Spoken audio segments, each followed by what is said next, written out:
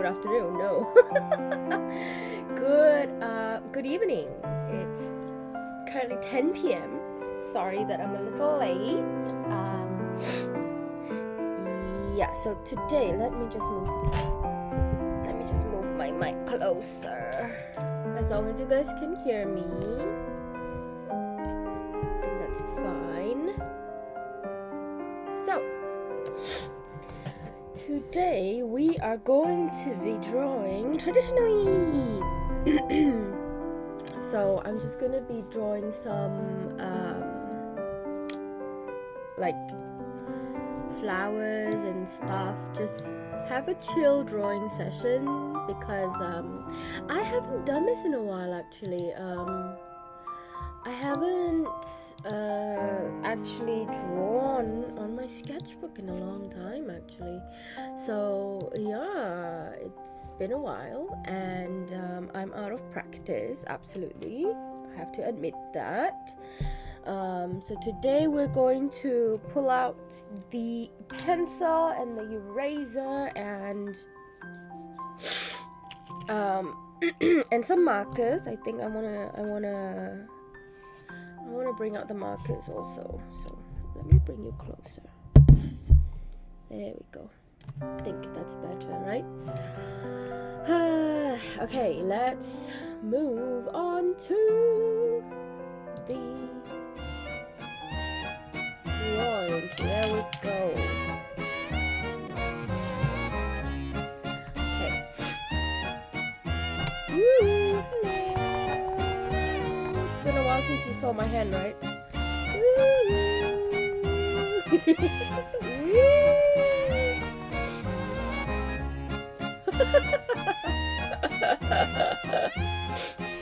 Okay, I love messing with the camera, but yes. So today, I need to sneeze. Oh my god. So yes, today I prepared my sketchbook, my super old sketchbook that it's like almost done, I think. Like I'm almost done using it. So hopefully, yeah, I only have a few pages left. So I hope that we can finish this soon and then I can start my new sketchbook. Ooh, how about some ASMR? With my new mic, I get to like do ASMR. Listen. Let me turn off the let me turn off the music and let me show you. So so I have this pink mic and it's absolutely fantastic. Look at it. Look at how pink it is. Even the inside is pink. Right? It's amazing. Anyways. So yeah. Listen.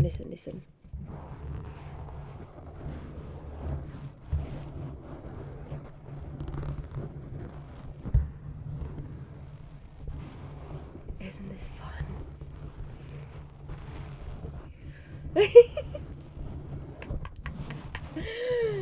I finally get to do ASMR. One day I will do ASMR. This is my favorite, like the scratching of the mic.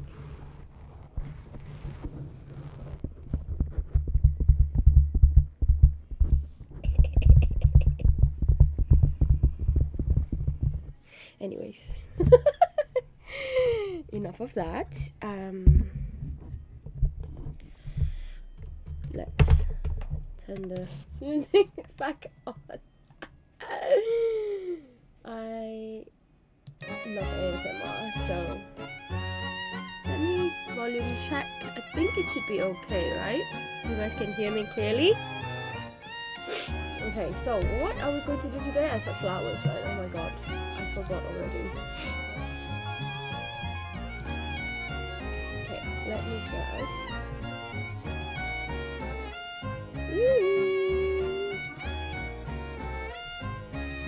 So I want to practice doing some flowers. Actually, you know what? Let's do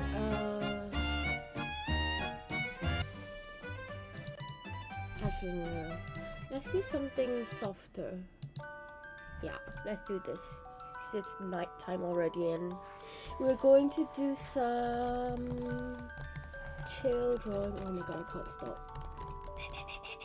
Okay, so I'm going to sketch with pen, I think. I did say pencil, but I think the best way to do some warm-ups, I think, is to use the pen. This is just a personal preference, right? Because like, you can't erase when you're using pens unless you're using like the friction pens, which I also have here. I use this a lot also. I use this, I use a purple version and I use a pink version. So let me show you. This is my pencil case. Isn't it cute? Oh, I can also do ASMR on this.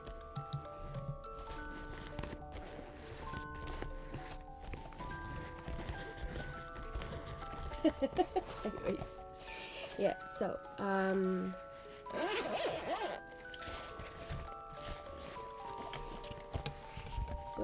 yes, everything I have is either white or pink.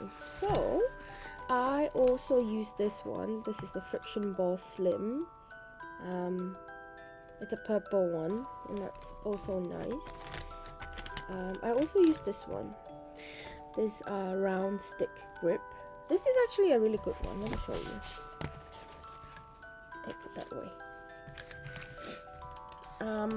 So this is actually a really good ball pen. So I generally prefer to draw using the ball pen because with ball pens you actually get to do a little like the effect of the pencil. So let me show you. I'm going to draw a little rose here.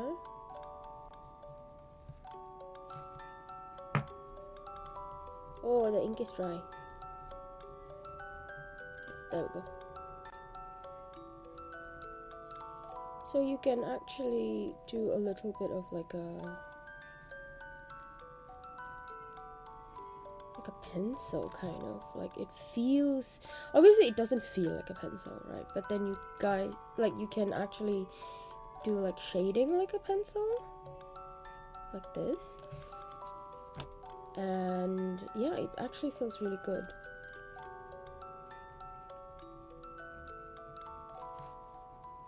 Scuffed. Have my really scuffed rose. Like that.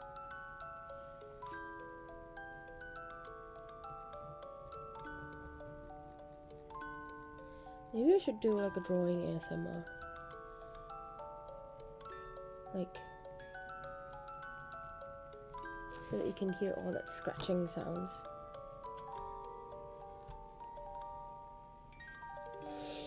The thing with this pen is it actually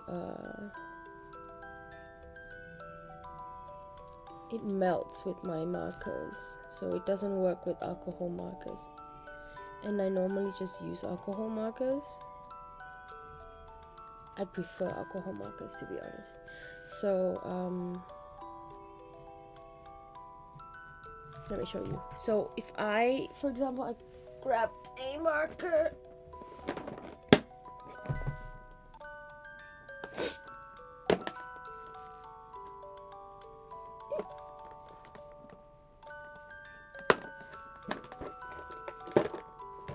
so let's say I use like, so say I use this marker, it will start melting. You see that? It will immediately start melting.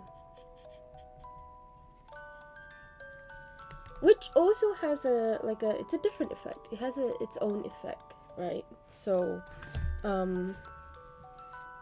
if you want that, that could also work. But it also brightens up that purple color, makes it a bit more pink. You can see.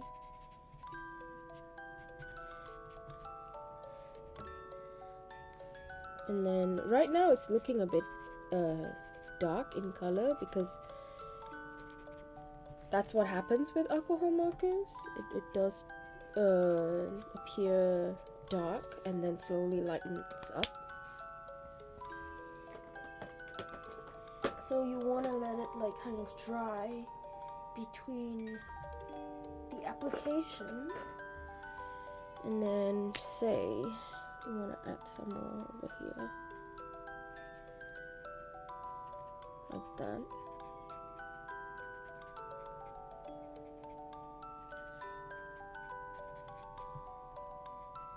So you can see that it's kind of melting, right? But it has its aesthetic in its own way. And then what I normally do is I'll just add more pen on top of it once it's dry. But yeah, so that's the issue with ball pens with alcohol marker. So my goal today is to fill this entire sketchbook page with drawings, with sketches, and yeah, hopefully we can do that. So I want to draw lots and lots of flowers. I really like drawing flowers. So this one is like it's called Sarah Sanano, and I think it's what is this? Is this water-based pen? I think it feels like a ball pen is what I would like to say. Like yeah, it feels very much like a ball pen. Hello. So I'm just gonna, let's do more flowers. I think it's like water-based gel pen, I think. Not too sure, but it's actually nice. It's quite nice. It allows me to do a little bit of that like a different pen pressure, like just the same as this.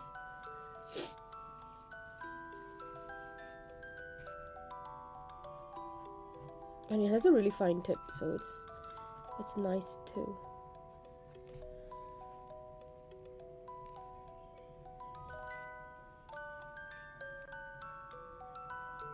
Like that.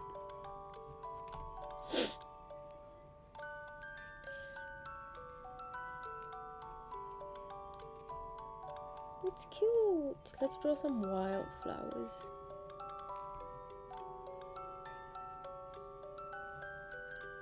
Whee!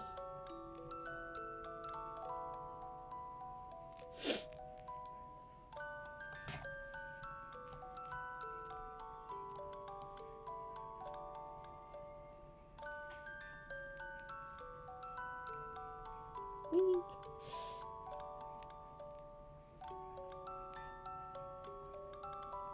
Yeah, like I used to hate drawing with pen because it's like, oh my god, it's you really can't mess up. But then the more I did it, the more I felt like, you know what, actually it's okay to have mistakes.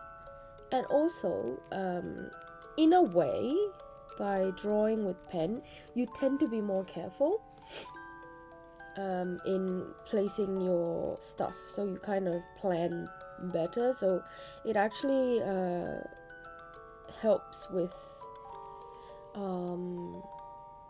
composition, I think.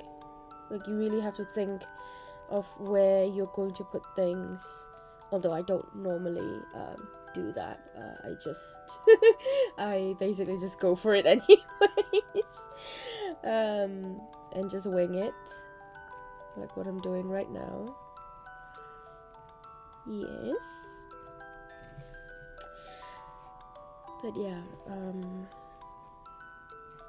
it does help with like getting better lines and just in general like having a good habit of kind of having cleaner lines, and then whatchamacallit, like a smoother lines in a way.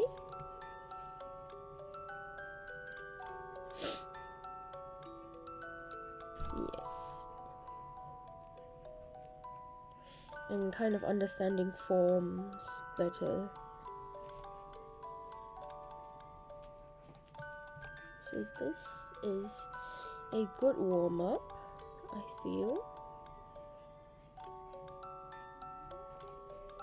Yeah.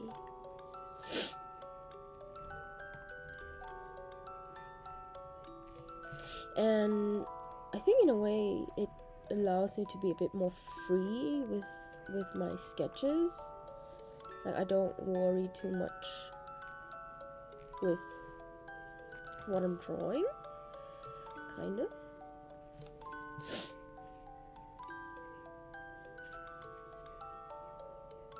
Let's put some cattails.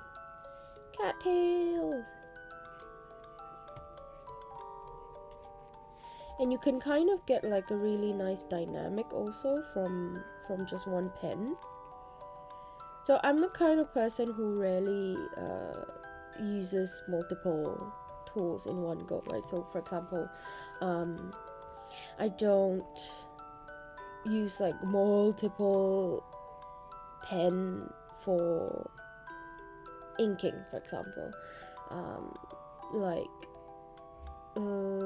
Some people, they do like, they use, you know, 0.3, 0.5, 0.1 to like ink their drawings. I don't normally do that. I used to, but I normally just stick to like maybe 2 different sizes, because I don't see the need for it, kind of, if you know what I mean. So yeah.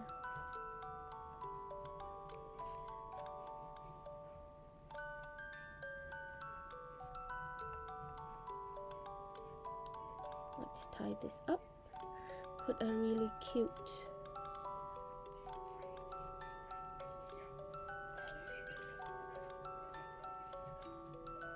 bow.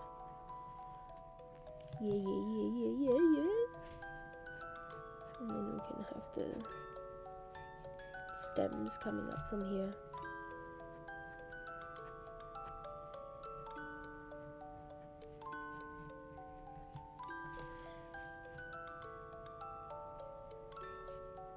Yeah. Aye. Okay. How do I fix that one? Over there. It looks like a mess right now. Let's see.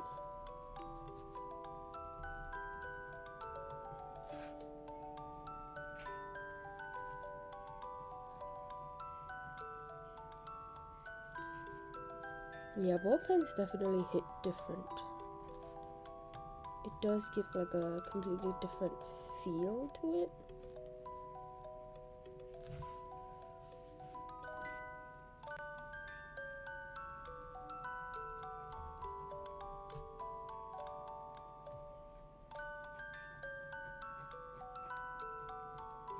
And it's so hard to find like purple ball pens.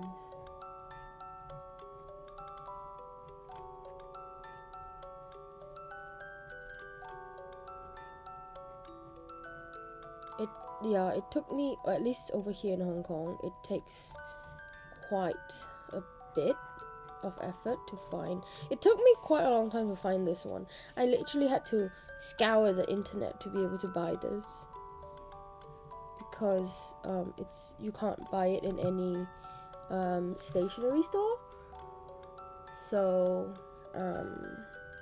I had to buy online, which is okay, I guess. But you know, obviously, if you're looking for something and you need it immediately, then obviously you can't just buy it. You have to wait. So yeah. It still looks quite blurry, but I think I managed to fix it. I'm just gonna bring you a little closer. I think that way. Yeah.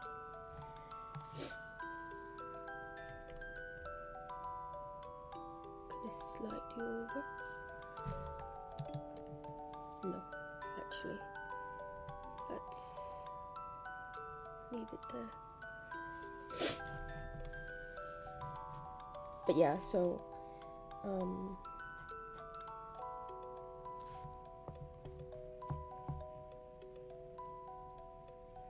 we're just gonna have a chill drawing session. Any of you who are artists also can join in and draw. That doesn't look right. Oh god, that does not look right.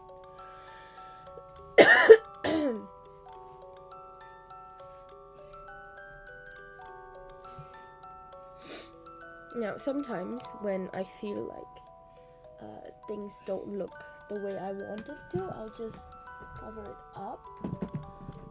And let me see. I have my post-it notes here. So I like to use post-it notes for my sketchbooks also. Let me just go and grab it.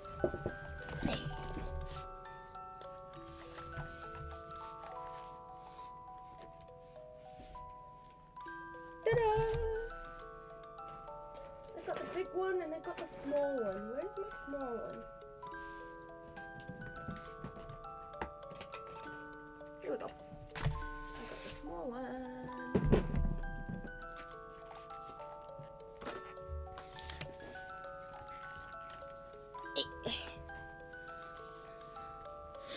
And of course my post-it notes are pink. I mean, I'll be even surprised. So I got these. They're like a pack of 4.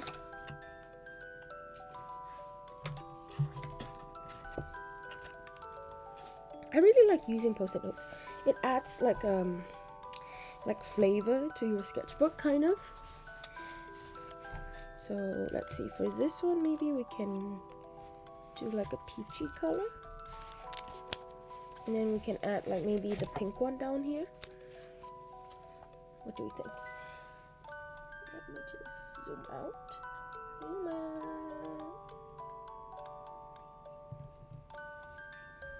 Okay. Okay, my sketchbook is actually quite big, I would say. It's not that big, but it's kind of like, you know, it's bigger than A4, so I really like the square size, to be honest. It's lovely. It's very lovely. Okay, let me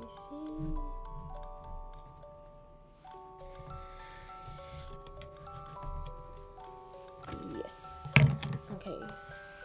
Should I actually just stick it like this instead? Maybe I'll just stick it like that. And I love how big this post-it note is. It's so big. Look at it. It's sticking close to you. It's cute. I got it from my local stationery store.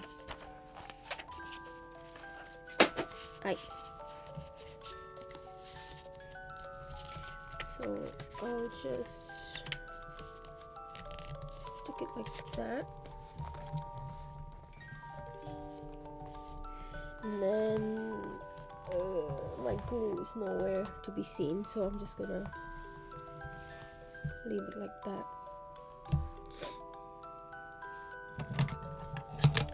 And then what I'm going to do is I'm going to draw over it, kind of like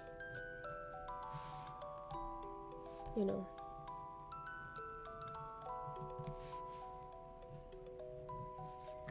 to connect the two of them.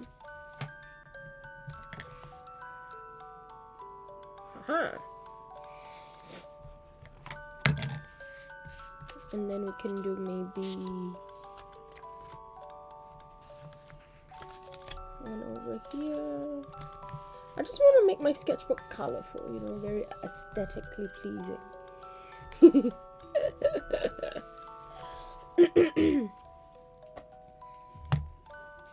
I dropped my sticky note.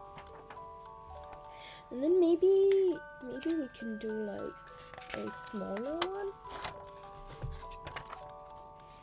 Like let's chop this. Where's my scissors? Scissors. I don't. Where's my scissors?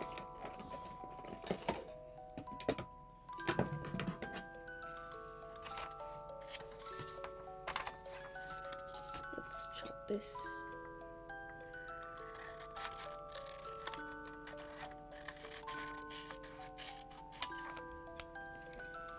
Yeah.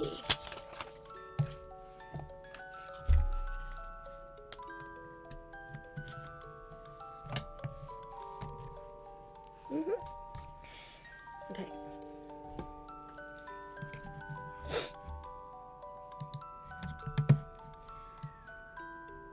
All right. What else?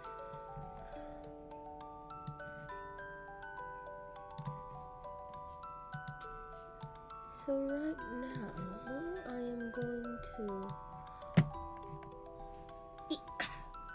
look for some references of flowers.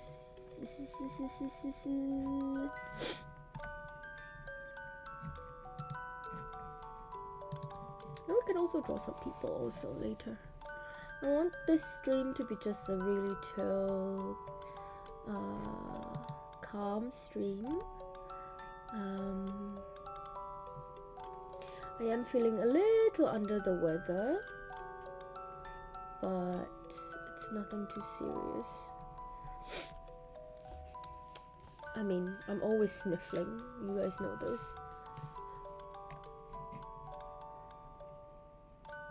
Okay. Let's do wildflowers, more wildflowers, bigger wildflowers.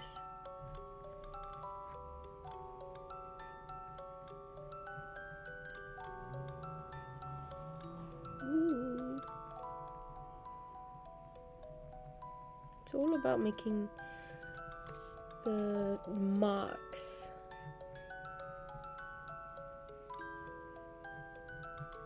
With your pen.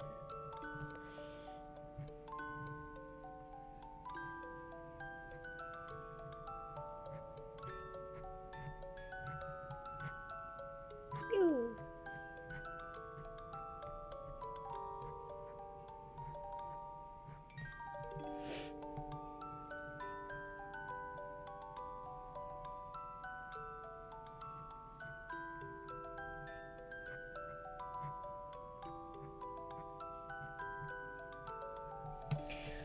Yeah.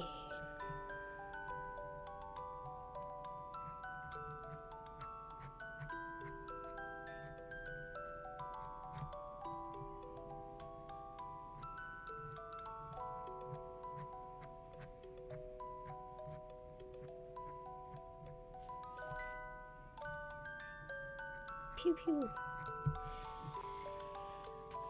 Pew pew the flowers. What? I'm not making sense. Okay, here we go.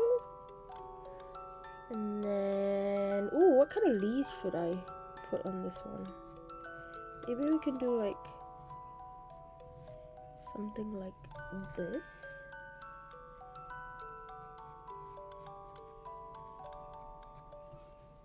Yeah. I think for me, right, my biggest issue is drawing flowers in different angles, because I tend to draw them all in one angle and it's really not good. because I need to know how to draw different types of flowers in different angles.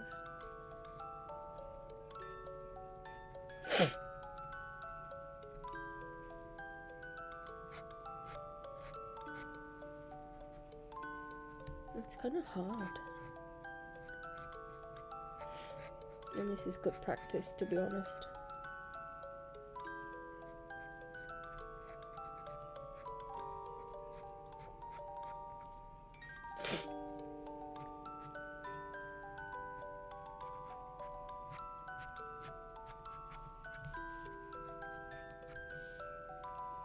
Not quite what I want, but I think that's also okay.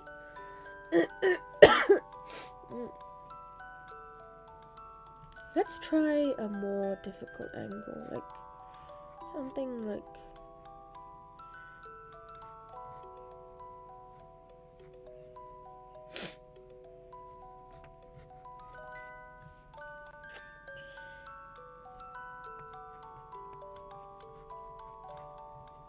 I'm also kind of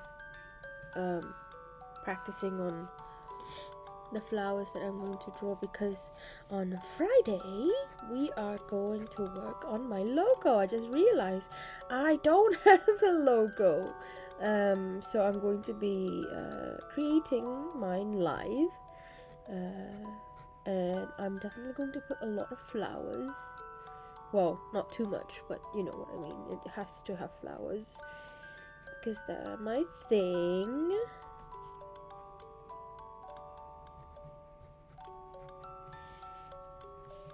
Oh, much better. See? That's nice. Like, the angle is very nice. Let's do another one. So we do the curve first, and then that.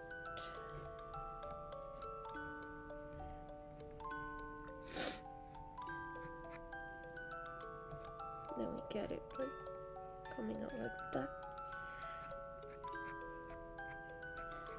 Oh, that's nice. Oh, that's nice.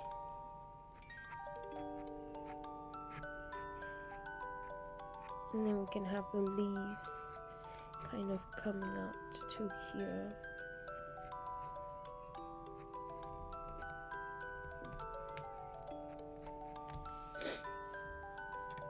Nice. Okay, and then we can do some buds. Wait, more leaves first. We can add some buds here. Let me just clip this down so that it doesn't move. Let's do some little buds at the back.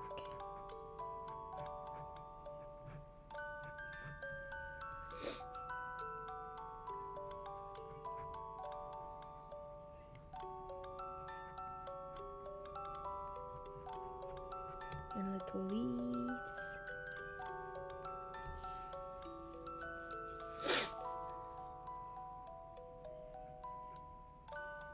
And then little bud here.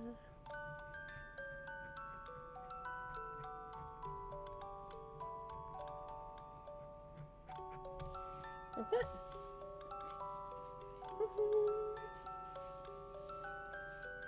Let's do maybe one more over here.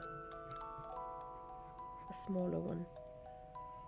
Like a mini one. Mini.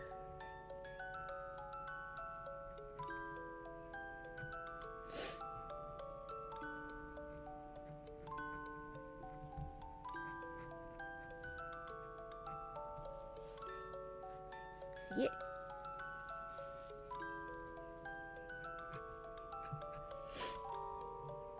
Yeah, I've mentioned this before, right? But I hated my art for the longest time. And yesterday I did some thinking, and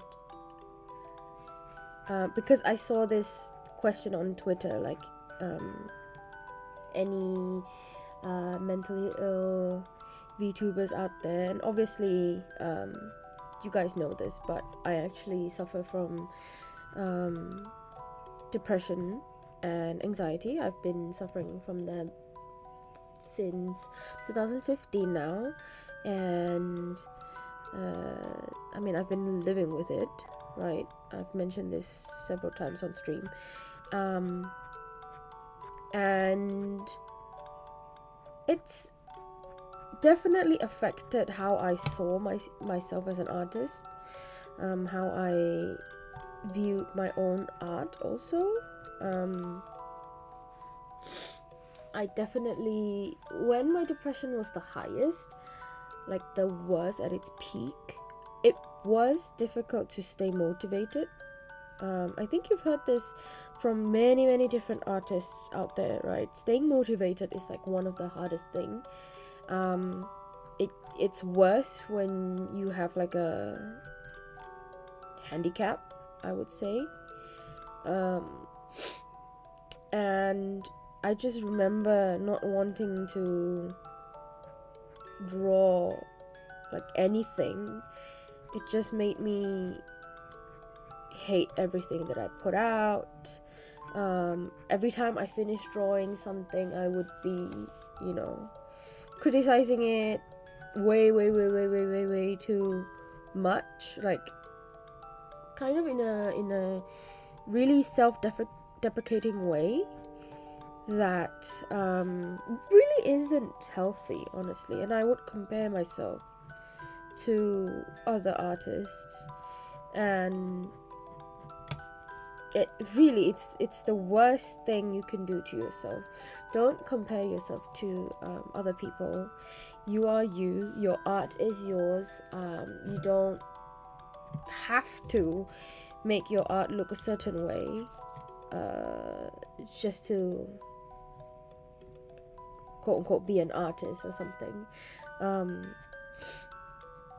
Whatever you want to draw, just do it. It gets harder when you are trying to make a living out of it. You kind of have to find a balance between, what the market wants and what you want, right? So that's something you need to really consider. But then if it's just a hobby, then oh my god, just, you do you. I was thinking, when was the last time I actually just drew for myself, not for work, not for personal work, because as much as I love VTubing and doing this streaming and all, it's still work, right? It's and I work a full-time job also, so it's like I'm working 2 jobs in a way. So, and I enjoy my jobs, both of them, even though it does come with their own challenges. I deal with difficult people all the time, especially IRL, and it for someone who has social anxiety, it is quite difficult, but I do enjoy it, and I still, no matter what, consider this as work, because it is. Doesn't mean I don't put effort in it because it's work. It's precisely because it's work, that's why I put even more effort, right? So most of the time I don't draw for myself anymore, although of course streaming was my decision to start this. It was my decision to go into this and start streaming, so it is for myself, but it's not a hobby anymore, if you know what I mean, right? So I was thinking to myself, when's the last time I actually draw for myself, and without like worrying like, oh, will this look good, or will people like it? Well, I try not to think like that anymore. I try to be like, okay, you know what, if they don't like it, they can leave. they can just look away. People, not everyone's going to like your art, not everyone's going to like your content, and I have to, I had to accept that. I had to learn that the hard way after, putting myself through suffering after making myself, hate myself and all. The motivation left me, really, a while ago, to be honest. And so I asked myself, when was the last time you actually did things without thinking of, like, after, without overthinking. That's the epitome of having anxiety, is to overthink too much. And I honestly couldn't answer. I don't think I've drawn something that is not related to work, that is just purely for fun. So that's why today I wanted to just draw something relaxing and something calm, something that I really enjoy. Also, I mean, I did say that it's also practice, but then, what is not practice for me? Honestly, drawing anything is always practice, so this is also practice anyways. Yeah. And so, to all the artists out there who's not doing this for a job or anything, do not put that pressure on yourself. Actually, no, to all the artists anyways, whether or not you're doing this as a hobby or as a job, don't put that pressure on yourself. Putting expectation is very healthy.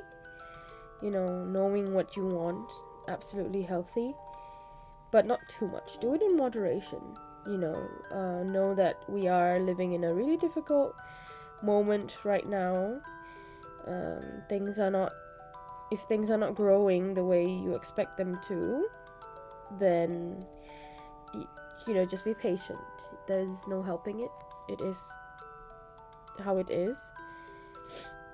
Obviously, going into this, I wasn't expecting like, I'm gonna hit like 100,000 subscribers in a year or something like that.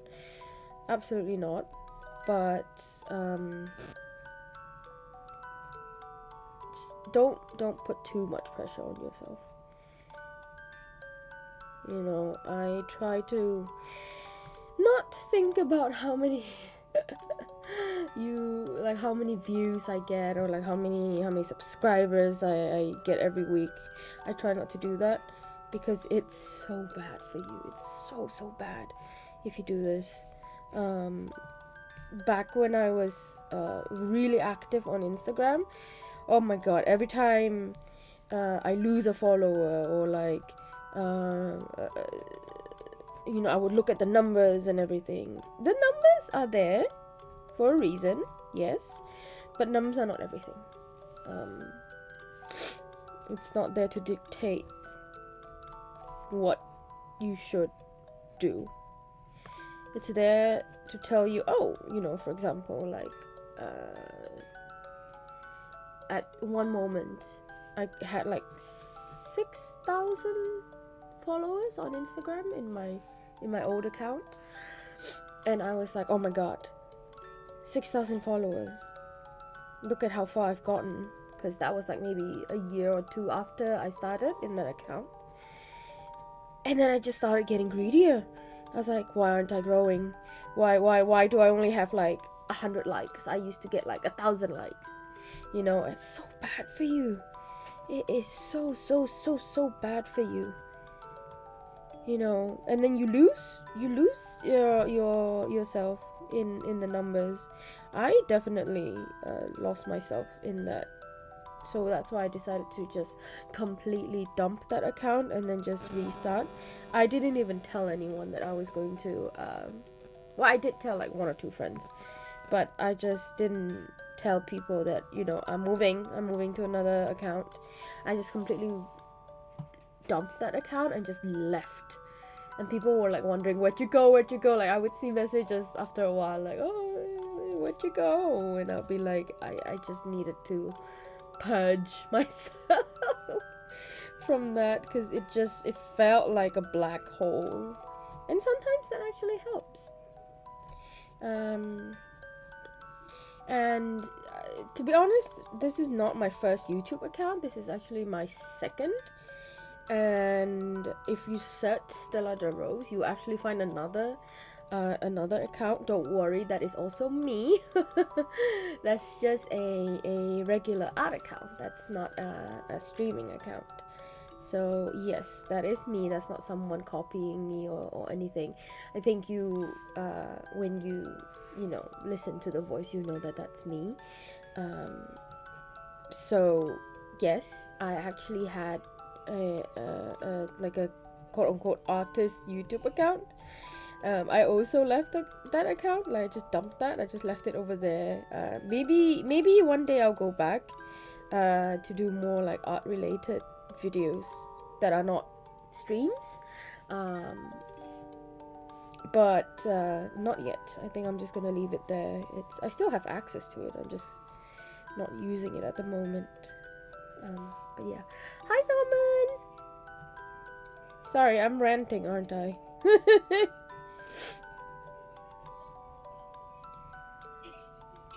But yeah, so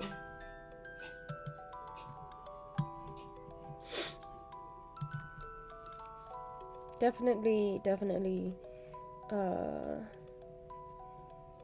was affected like by how I saw myself a few years back. And then I think after I got better, right, because it's been what, 7 years now since I was diagnosed with depression and anxiety. Now I've gotten better, way better. You know, I know how to live with it. Unfortunately, it's not something you can get rid of. It's kind of like a scar in a way.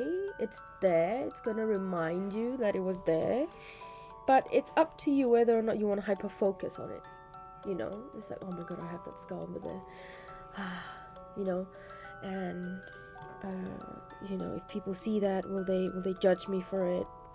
I honestly don't care if people know that I have depression and anxiety. I know there's a stigma around it. That's why I don't care. I'm like, if you know, you know. You know, I'm not going to broadcast it like, you know, hey, guess what? This VTuber has depression. This VTuber has mental disorder. You know, I'm not going to broadcast it. I will mention it from time to time, you know, if it is related to the topic. Obviously, I'm not going to be suddenly like streaming and I was like, by the way guys, I have depression. That's just not, that's attention seeking. I don't condone that. If it's relevant, I will not be afraid to mention it, because I don't see it as shame. It's not supposed to be shameful. You know, if you have for example, if you have like, for example, a cold, you're not going to be like, I have a cold, I'm so ashamed that I have a cold. No. It's a cold, you know, you're sick. It's okay to be sick. You just need to know how to work around it, right? Yep, important not to get lost in the sauce, like you said. Yeah, same thing for me. I'm focused on growing but not letting numbers change anything. Definitely. Hi Lena, hi. The numbers can really do a number on you. If you let it to. So I try not to focus too much on it. It's really bad to focus on it anyways. You know, well, the most important thing is, why are you doing this, right? Why are you streaming? Are you streaming for what? To get clout? Well, maybe you can get clout. But you know, a lot of the time it shows if that person is being genuine, or you know, if you're streaming with genuine feelings. You know, if you're here just for the money, then honey, I'm sorry, you're not gonna get there until like much later. You know, some people are very lucky, they can get super popular and get monetized very quickly, and good for them, you know, definitely good for them. And but you know, it takes time. You know, I was very happy when I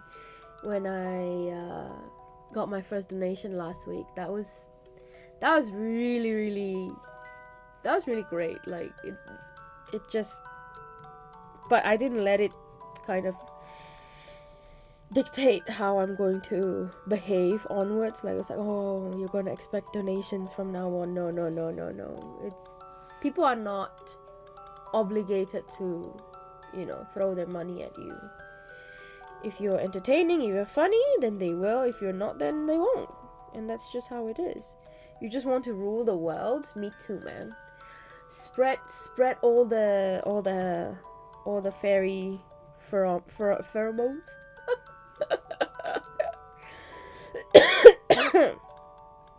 And that's what's important. But yeah, I don't think I've had a breakdown in a while. I do have my bad days, obviously, I do. And sometimes it does get in the way of work. Sometimes it gets in the way of like how I behave. You know, when I first started streaming last year, it became quite discouraging when I was streaming to no one. You know, I mean, we've all been there, right? Especially VTubers, because it's so saturated now. There are so many VTubers popping left and right. So I was streaming just once a week initially, right? And then there was a point where I was like, you know what, I don't even know what's the point of this. No one's watching me. I'm streaming on my own, you know, for an hour. No one's watching, and you know, I don't think anyone's interested in me. I'm not very interesting. You know, those kind of things, like those kind of like thoughts really does get to you. So I nearly quit actually last year, around November, I think. I nearly quit, and then I forgot who I saw. I was watching like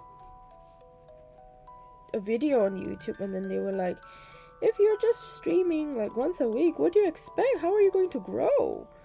You know, who's gonna watch you? And I was just like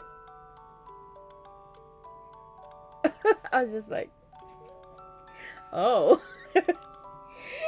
And then yeah, and also because I'm actually quiet in like when I'm streaming, I notice that I'm kind of quiet, and I don't talk much. I'm not very interesting when there's nothing stimulating me.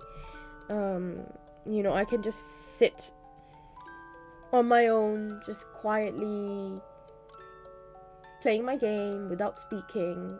Absolutely can do that. So I need to remind myself, like, you need to talk. Like, don't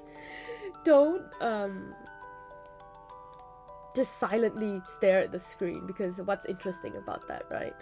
So at first I think I had to constantly remind myself. Oh, thank you, Lena. I know you're watching. Thank you. But yeah, and then I thought, you know what, I'm gonna give it a try. I'm gonna try to stream twice a week. So I started, I think, in December to stream twice a week, because obviously, when you're just streaming once a week, what kind of content are you putting out, right? Like, you're just going to play one game and then disappear for a whole week, and then come back next week. People move on very quickly from contents, right? If you are not keeping people engaged, then obviously they're gonna forget you, right? So yeah, I think I kind of had like a revelation in a way after watching that video. So I decided to, increase my streaming time.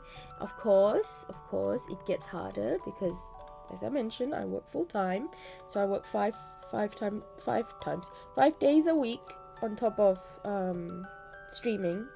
So I think initially it does get really tiring, and thankfully, kind of, not really, I don't know how to put it to words, but because of the pandemic, I'm actually not working as often as I used to, which is a good or bad thing, right? Because the good thing is that I get to stream more often. The bad thing is, it's unpaid. It's unpaid leave. So the lesser days I work, the lesser money I earn. And let's be honest here, we all need the money to survive. We're all adults here. Well, I hope. We've got bills to pay, we've got, things adults need to deal with. So it does get quite worrying, not frustrating, worrying for me, I think, when I heard that, we're gonna cut your work days. But then after a while, I'm like, you know what, maybe this is an opportunity. I couldn't see things like this before, like absolutely couldn't see the bright side.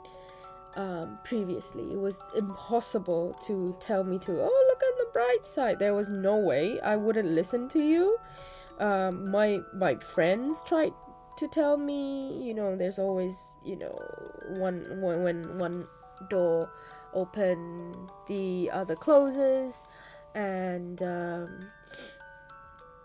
I, at the peak of my depression, words like that actually really pissed me off. I'm like, you don't even know what you're saying. You don't understand what I'm going through. And everyone goes through that, right? You would be like, oh, you don't understand how I'm feeling. You never understand, those kind of things. But the thing is, right, maybe they don't understand because they don't go through things the way you did. They didn't go through things the way you did. So of course they don't understand, right? But doesn't mean there's no truth in what they said. Yes, the way I see it now, and it took me a long ass time to get to here. I'm telling you, it wasn't easy for me to get to my mindset right now. I had to struggle. But you can choose to look at things negatively. That's your choice. And I've made that choice many times before. I've chose to hyper focus on like the negativity. I think the me from a few years ago would be like, oh my god, I'm going to be broke. I'm not going to have enough money to pay rent, or I'm not going to have enough money to eat food. Those kind of things. Like I would just hyper focus on that. I'm not going to have enough money to do anything. But I just, luckily, after many years of going through that, I've now am able to just tell myself, like, calm the fuck down. It's a temporary thing. This is not going to be how things will be forever. It will improve. And it did, right? It did. It is improving. I am slowly going back to work now, and then things are starting to move again, and you know, it's not normal completely yet, but it's getting better. And you know, had I continued to like worry initially, like, oh my god, there's no, I can't go to work, I'm gonna be so screwed, and then worried the entire month, and then end up April comes, and then, you know, they tell me, oh yeah, you can come back to work. It's not going to be normal, but at least you can come back to work. Then I would have spent the entire month of March worrying over something that I had no control of, right? It's not in my control that the pandemic is spreading like crazy in Hong Kong suddenly. It's not. So there is no need for me to worry that much. And I wouldn't be able to think like this had I not actually gone through things worse, you know. So it sometimes it does go to a point where you have to drop to rock bottom in order to, you know, kind of climb back up. And then once you climb back up, maybe sometimes you will slip and then you fall again, but at least you know that you can climb back up because you already hit that rock bottom, and you already know, you know, that's where shit is going to be. Do you want to be in there? You know, you have a choice. You can climb, or you can slide all the way down and just stay there. So I choose to climb. And sometimes I fall, and sometimes I slip, but it's okay because I'm actually still climbing, you know, instead of staying down there. You're 12. You act like 12. I'm kidding. Money is important, yeah. For me, yeah, I mean, for everyone, money is important. I mean, who are we kidding? You need money to survive. You need money to eat.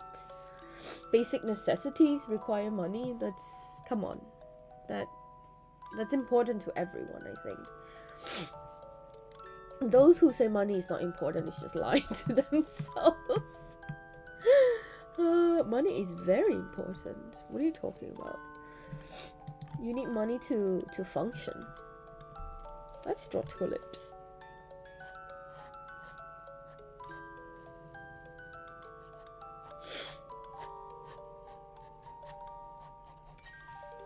But yeah, so I think a lot of people are like, oh my god, you know, Stella, you're so strong, you've been through so much, and how are you able, you know, how are you still here today? Well, I came close. I came really close to not being here. It was 4 years ago when that happened. 4 years ago? 5 years ago. 5 years ago. Wait. Yes, 5 years ago when that happened. And yeah, it happened, and do I regret it? No, actually. I don't regret what happened. It's just something that I realized that, you know, there was no need to be that dramatic. There was no need to react that way. But I think for me at that time, it felt like it was the only way to end the pain. And thankfully, I've never had that kind of incidents anymore since then. And again, I'm very open about this, right? I think that it should be something you can talk about, because it's not where I am anymore. I'm not there. You know, I've moved on from that moment. I'm no longer having those thoughts anymore, and I've grown from it. I have learned from it. It was a mistake. I don't regret it, because I think I learned some things about myself from that experience. You know, it turns out that, oh, I can be that extreme, you know, because I never thought that I would be. I always assumed that I would be too scared, but turns out, push someone's hard enough, and I think they would snap eventually. And I snapped, but luckily, thankfully, I was able to, come back from it. But I know that some people think, leaving is the only way, and it does feel like that at the moment. But I think after a while, you'd be like, oh, why did I think that? It was just I think, for me at least, it was a momentarily lapse of judgment, kind of. The pain was too much, I think, for me at that time, and I thought that, that was the only way for me to end the pain, when actually there are many ways to end the pain. Just like there's a lot of different ways to cope, right? Healthy and unhealthy. I definitely have my fair share of unhealthy coping mechanisms. I think everyone does have that in them. And you just have to learn how to cope better. I know it sounds very condescending. You just have to learn how to cope better. But you will find your own way eventually. You will. And sometimes listening to other people talk about what they went through does help. It definitely helped me. And then I would be able to kind of put myself in a different perspective, and kind of be like, oh, you know what, actually my situation isn't that bad. I mean, it's not great, but at least, I still have so and so, for example,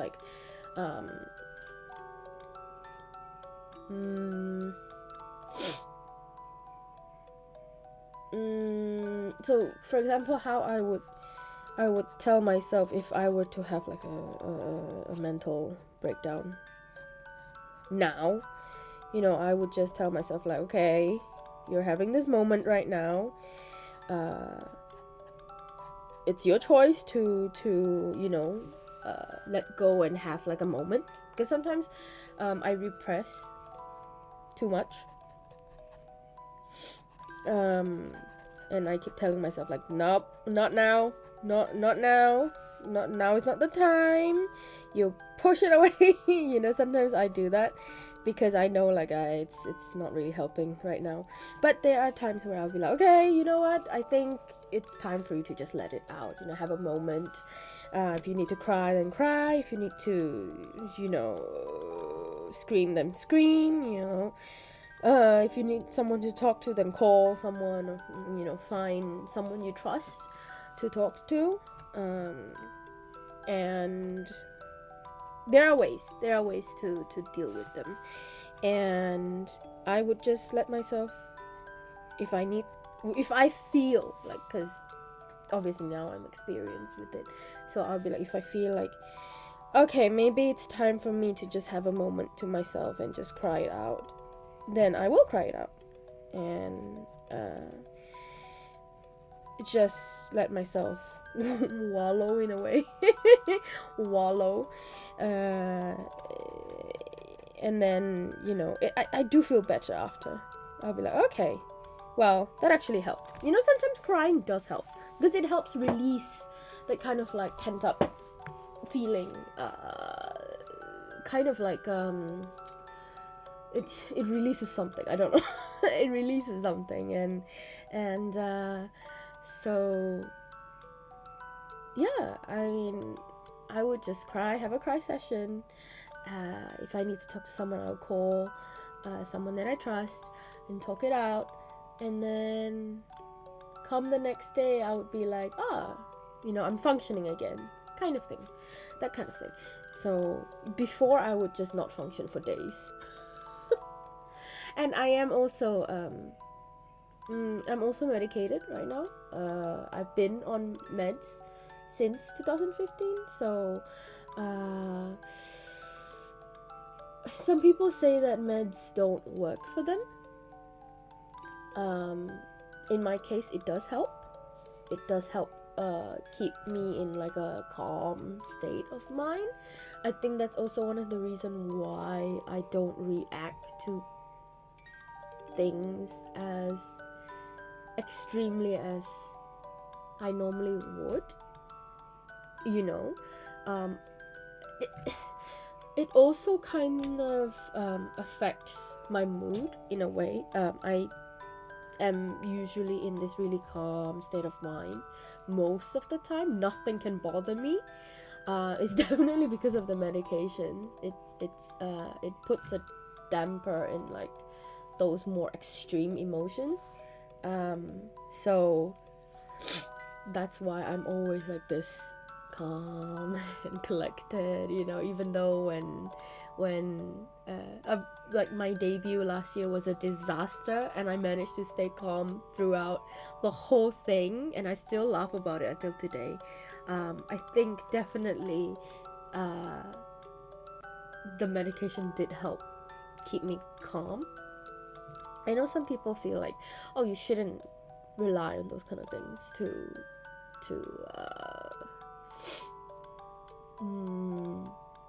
work through your sickness. But then, if you have a cold, are you not going to take cold medicine? Do you know what I mean? If you have a cough, don't you take coughing syrup to feel better? To at least function like a normal person? That's how I see it. So I take it because I need it, not because I want to. Okay. If I don't take it, I get emotional. I break down easier. I lose control of my patience. Oh, my patience runs very thin when I'm not on the medication. I get so impatient. I get really snappy also. I get really mean when I'm angry. So I know what I am when I'm like at my worst, and I'm not a very nice person when I'm angry, and and I've hurt people because of it. So if I have to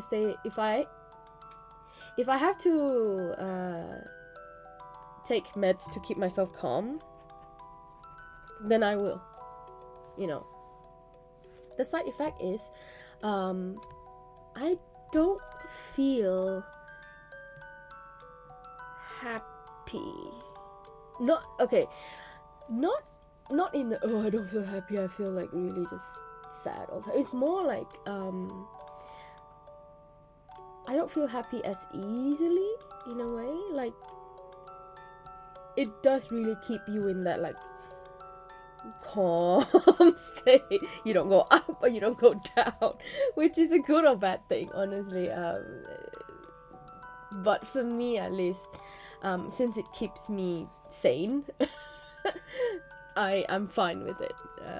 I don't remember the last time I feel like pure joy, which is a really sad thing to say out loud, but it's fine. I think for me, I can kind of tell myself like, okay, well, at least you have a job, you have a roof over your head, so I have to like tell myself like these kind of things to remind me that I do have it good, and not be like wow, I feel nothing kind of thing. I just remind myself like, you have friends who care, you have a good relationship with your family, which is very rare. I noticed that. I have a really good relationship with my parents. which I'm very thankful for. I have a really good relationship with my sister too. So I will remind myself, like, you may not feel quote unquote happy, but your life is not as bad. You know, it's not bad. It's quite good actually. Yes, there are moments where it's shit. Things are not where I want them to be. So I just have to manage my expectation, you know. So yeah, it does help. Yeah, it does help, definitely. So I would never shun people who are on meds, because I'm on meds. I've been on meds, and I've been off meds also, and I know that it helps. And I absolutely respect people who choose not to get medication, right? Because obviously it is your choice. I know some people don't like to rely on medications, and great. I mean, if you think you can handle it without medication, then absolutely go for it. You don't need to take extra thing. I mean, it's not a good thing, you know. It's just, you know, being on medication is not a good thing. It's not like it's not like it's not something that you would want to show off in a way, which is why I actually don't understand why people use mental health or mental illness as what do you call it, attention seeking. Like, they would say, oh my god, I'm so depressed, oh my god, I have anxiety. Clearly you don't, because that's not how someone who actually does have those problems talk. A lot of people who suffer from mental health issues, they feel shame. They feel like they're not supposed to feel like this. They feel like, why am I behaving like this when you know, other people are having it worse? And that is a very, very telltale sign also. Kind of like, if they keep, like, when you keep telling yourself like, oh, I shouldn't feel like this, you know, because other people have it worse than me. And then no, your feelings are validated. You can feel that way. It's just whether or not you want to let it overtake you, you know. So people who actually suffer some kind of mental disorders will not seek attention from it, unless I mean, there are some people who actually do, but most people, they feel like a sense of shame, and they will feel like they need to hide it. People can't know that I have this problem, or they will make fun of me, or they will judge me, and they'll bully me. And the way I see it is whether or not you allow them to bully you for it. I let people know that I have depression and anxiety so that they cannot use it against me, precisely because I know people will be horrible. They will try to use it against you and kind of bully you for it, or ostracize you for it. It's just like how for example, people say, hey, you're ugly. I am ugly. So they immediately don't know how to react, like, because they're expecting you to be like, that's not true, that's so mean, kind of thing. But then if you're like, I know, and then they'll be like, you know what I mean? You like, they can't use it against you if you own it. So I'm like, oh, you must have anxiety. Oh my god, you're a freak. You have mental disorder. Yeah, I get a little freaky. So, doesn't everyone get a little freaky? Then they will not be able to use it against me. That's how I see it. So I never feel like I need to hide it, or it's like, oh, I don't want to tell people, you know.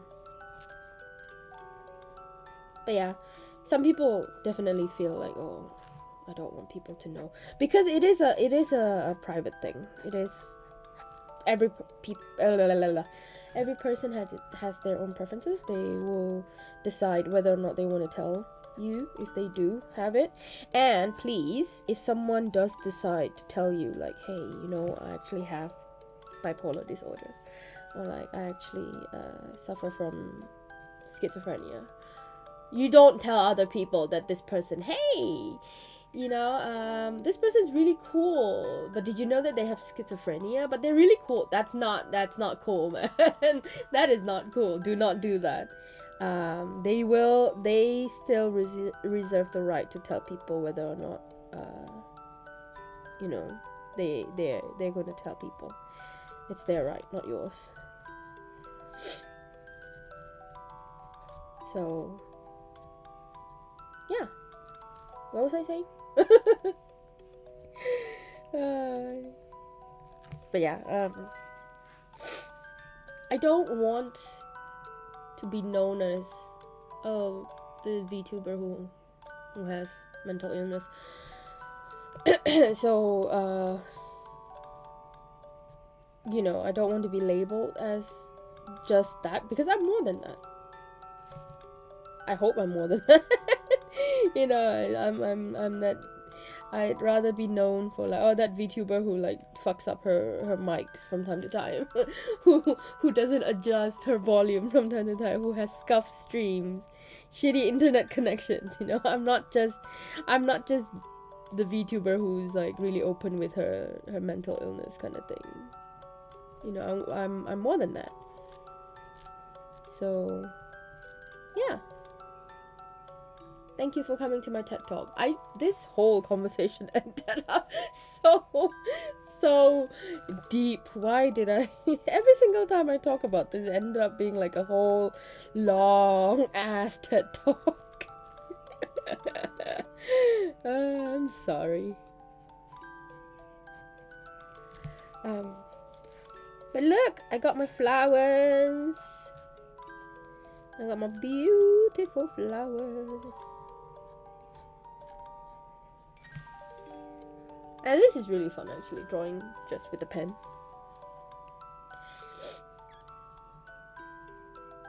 It really is liberating. Liberating. And like I said, it really does train you on like, oh, where do you want to put... I definitely messed this petal up right here. It looks very funny. But, yeah, it's fine. It's fine. It's okay.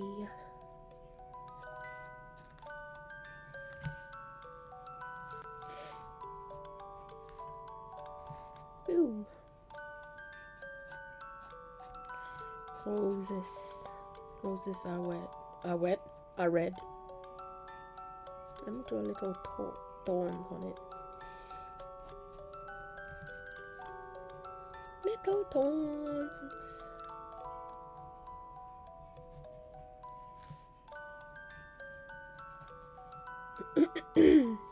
You know, my obsession with roses started with a manga, an anime called Rose and Maiden. I don't know if anyone knows that, but it's a manga by Peach Pit. It's a mangaka duo, and it's about dolls. It's about BJD, ball jointed dolls, created by this guy called Rosen. That's why they're Rosen Maidens, because they were created by Rosen. And it started my whole like obsession over roses and dolls and gothic Lolita fashion. That started in like my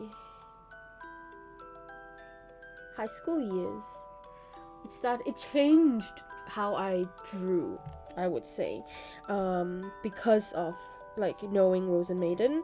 The way I drew completely changed. I think that's when like my aesthetic started kind of blooming. Blooming. And I learned about like dolls and you know the whole like whatchamacallit, like a gothic Lolita fashion and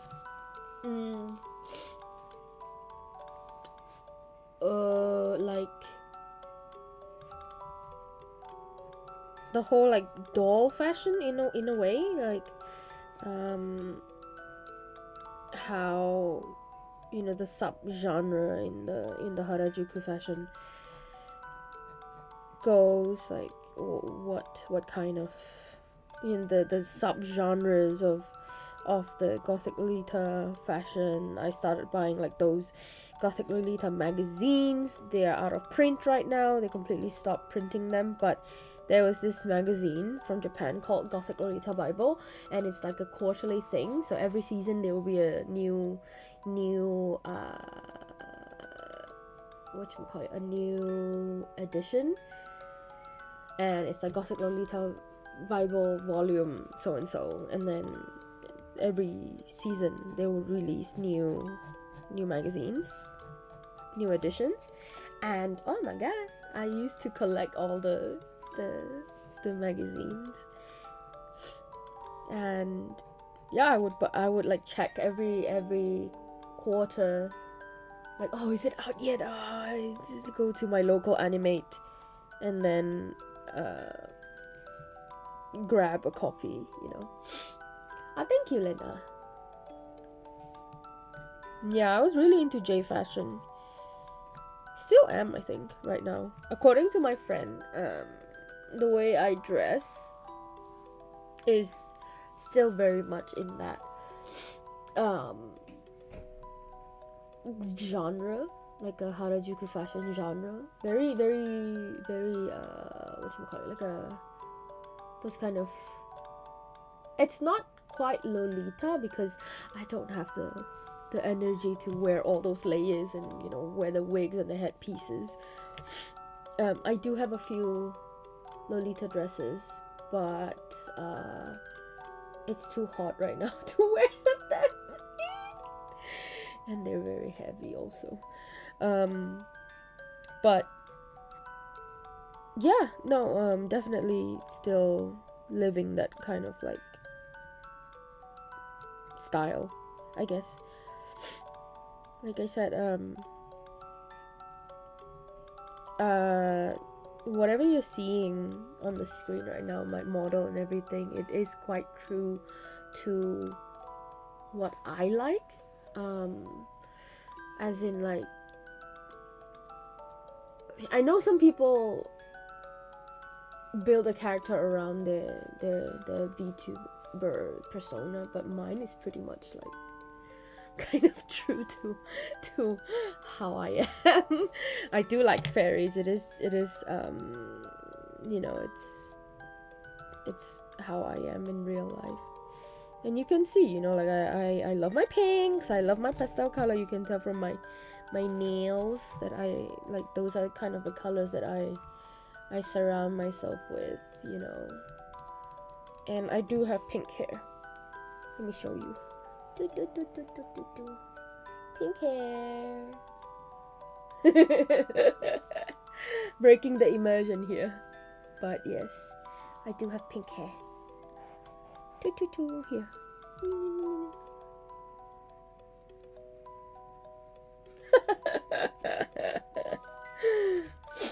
But yes. I'm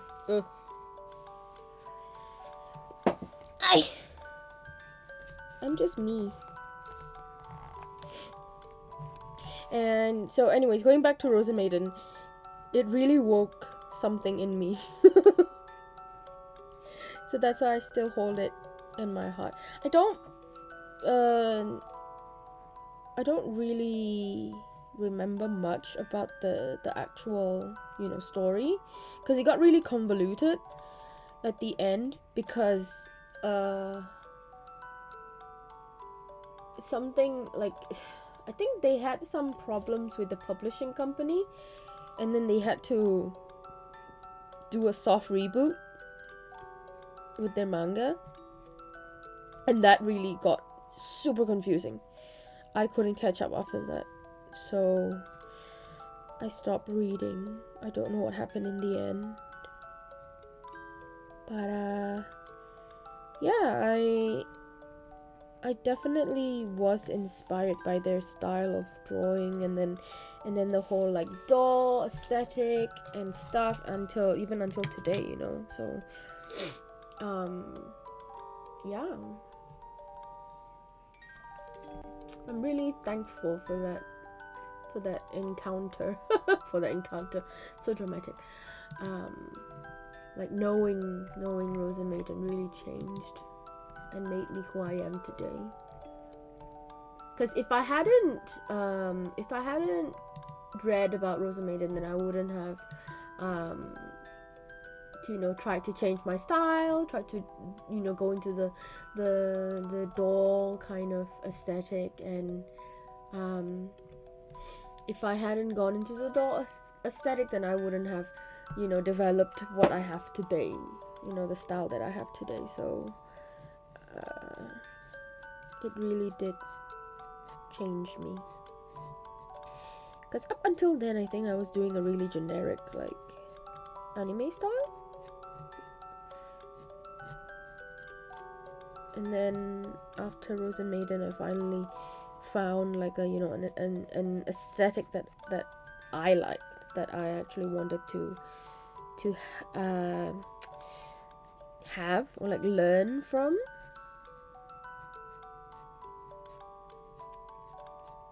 So yeah. And then I had, okay, this is gonna sound really hilarious, but I had this ex-friend in during my college years, in my late teens. I met this girl, super toxic person, super toxic person. Like, she is the most toxic person I have ever met, I think. Well, no, sorry, she's the second most toxic person I've ever met, but she was the reason why I found out more about BJDs, ball jointed dolls.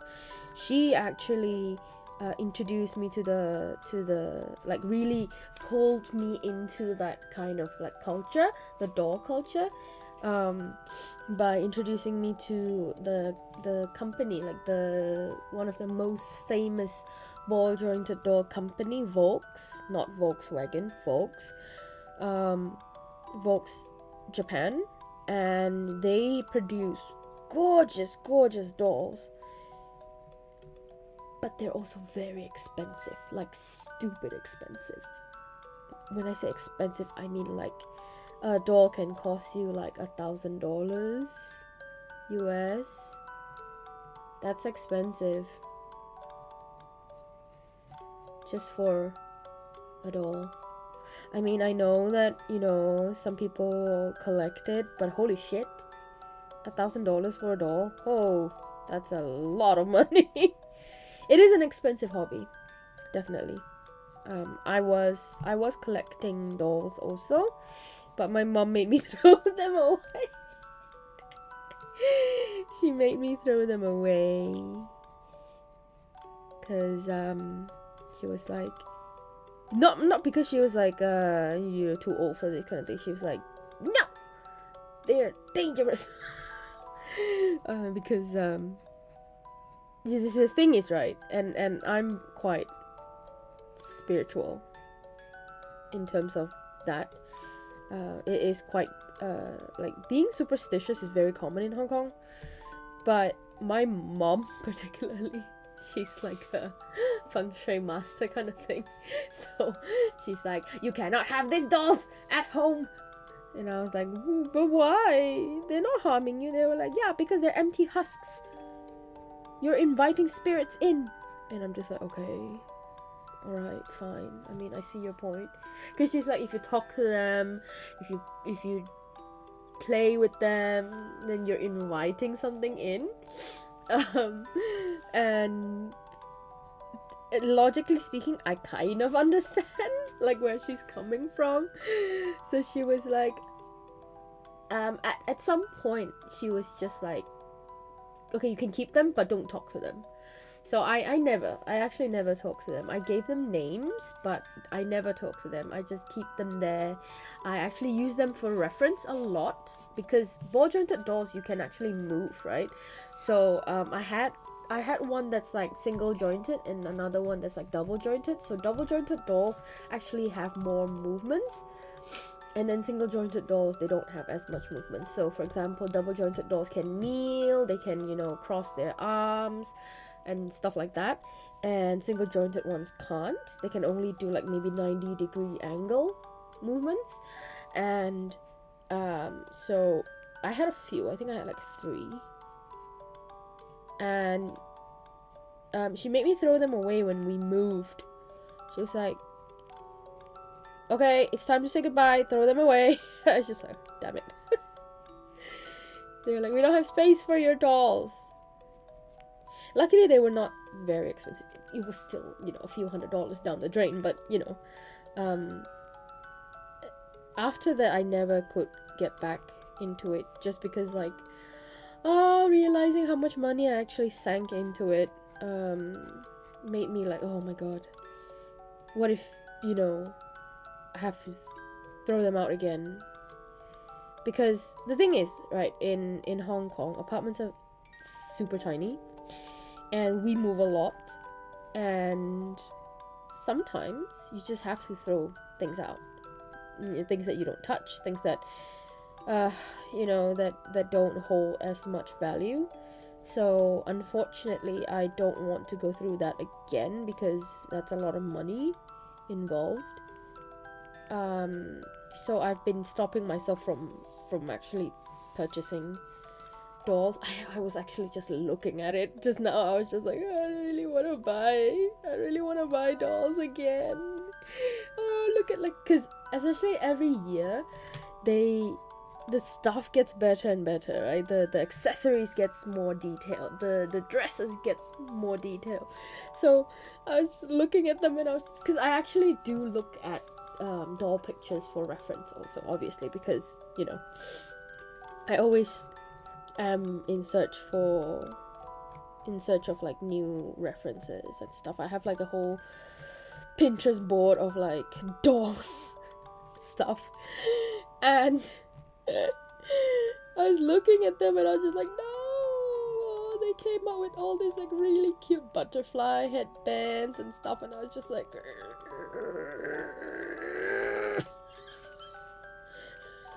I was just like, don't do it, don't do it. I was just telling myself, don't do it, resist, Stella, resist.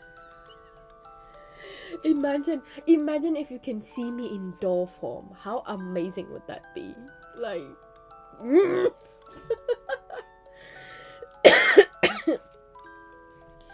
oh my god, I get very excited. But yeah, I had to stop myself. I was like, don't do it, don't do it. It's very hard to resist, okay? Very hard to resist because they're so pretty. They're all so pretty.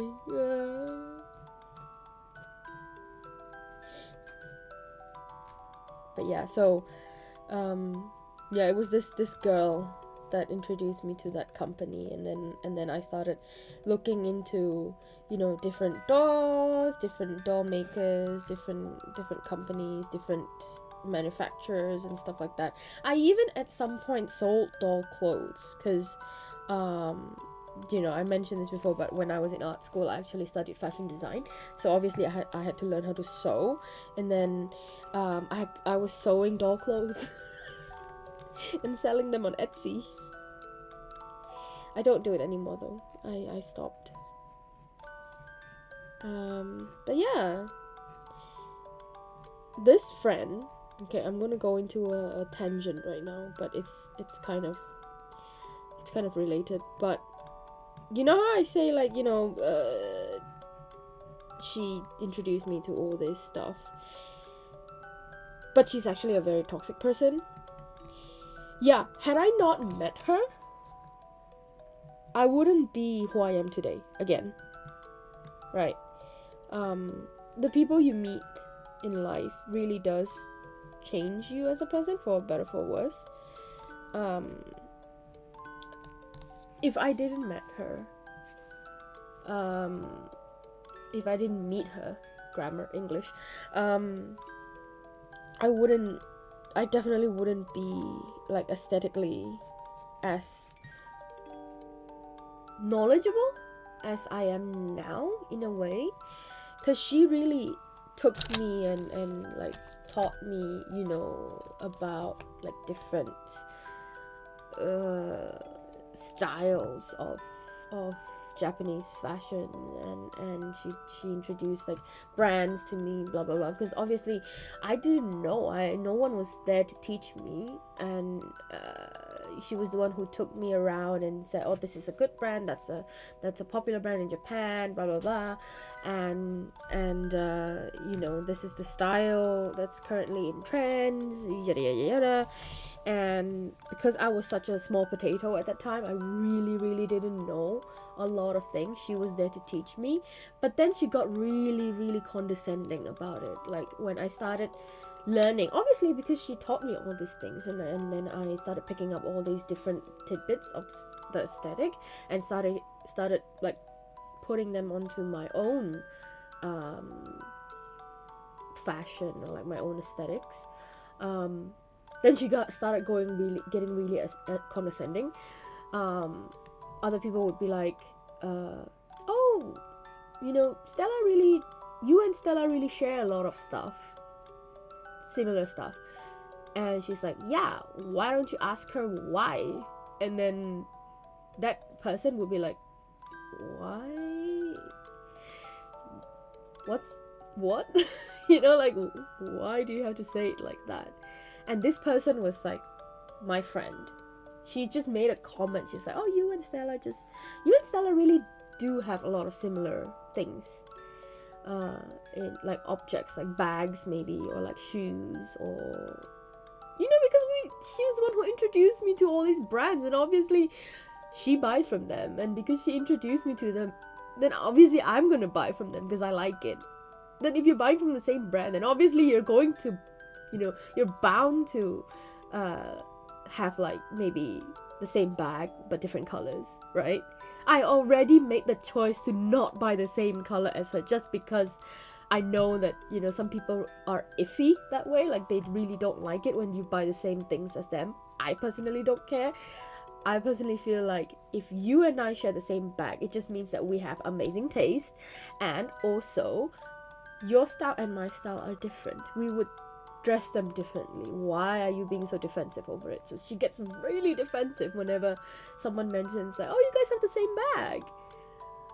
And I'm just like, I told people to just stop mentioning it in front of her because she doesn't like it. I don't care, but she doesn't like it. She gets really defensive and condescending when it's like she's insinuating that I copied her. I mean, I'm like, at a certain point, maybe you can say that I copied you because we bought from the same brand, but we don't dress the same way, she's like very heavily dressed in like Lolita fashion, while I'm like, I don't want to put that much effort into it because, I'm more of a casual person. We would have like the same, like those kind of like, like those kind of like, it's like a duffel bag. Not a duffel bag. What is that kind of like a very generic kind of like backpack, that has like,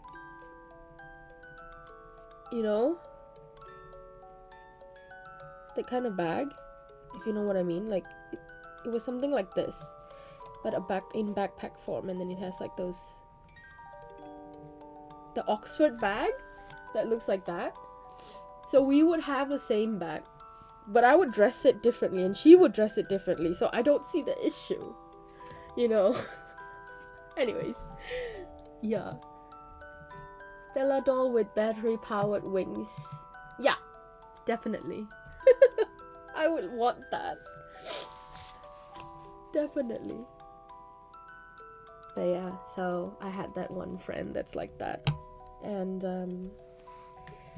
yeah, we're not friends anymore because I found out that not just because she was very condescending about those kind of things, because obviously, for example, like Norman would Norman would make a comment and then she would react like that. Norman would come back and tell me like, did you know that she said this? And I was just like, no, because she's always nice to me, you know. She's always like, oh, silly girl, let me teach you how to, you know, where to buy and how to dress.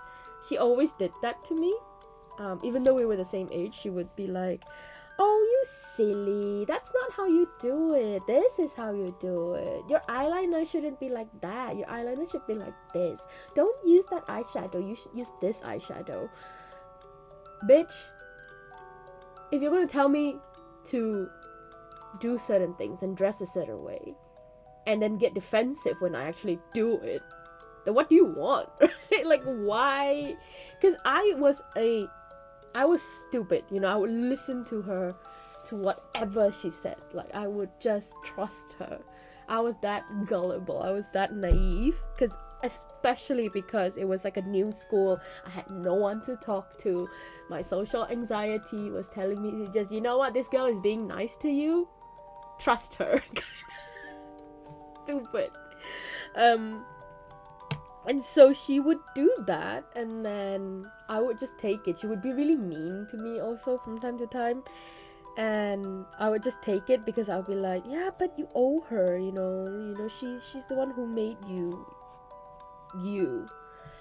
And I think she knew that also. Like, yeah, I was the one who made her into who she is today. Kind of attitude. Like, she knew. She definitely knew.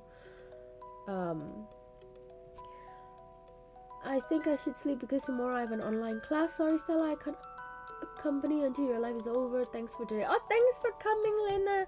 Go to sleep. If you need, don't stay just because you have to. You know. I'm glad that you came over and I hope that you enjoyed it. But yeah, go to bed. Good night. Have a sweet dream.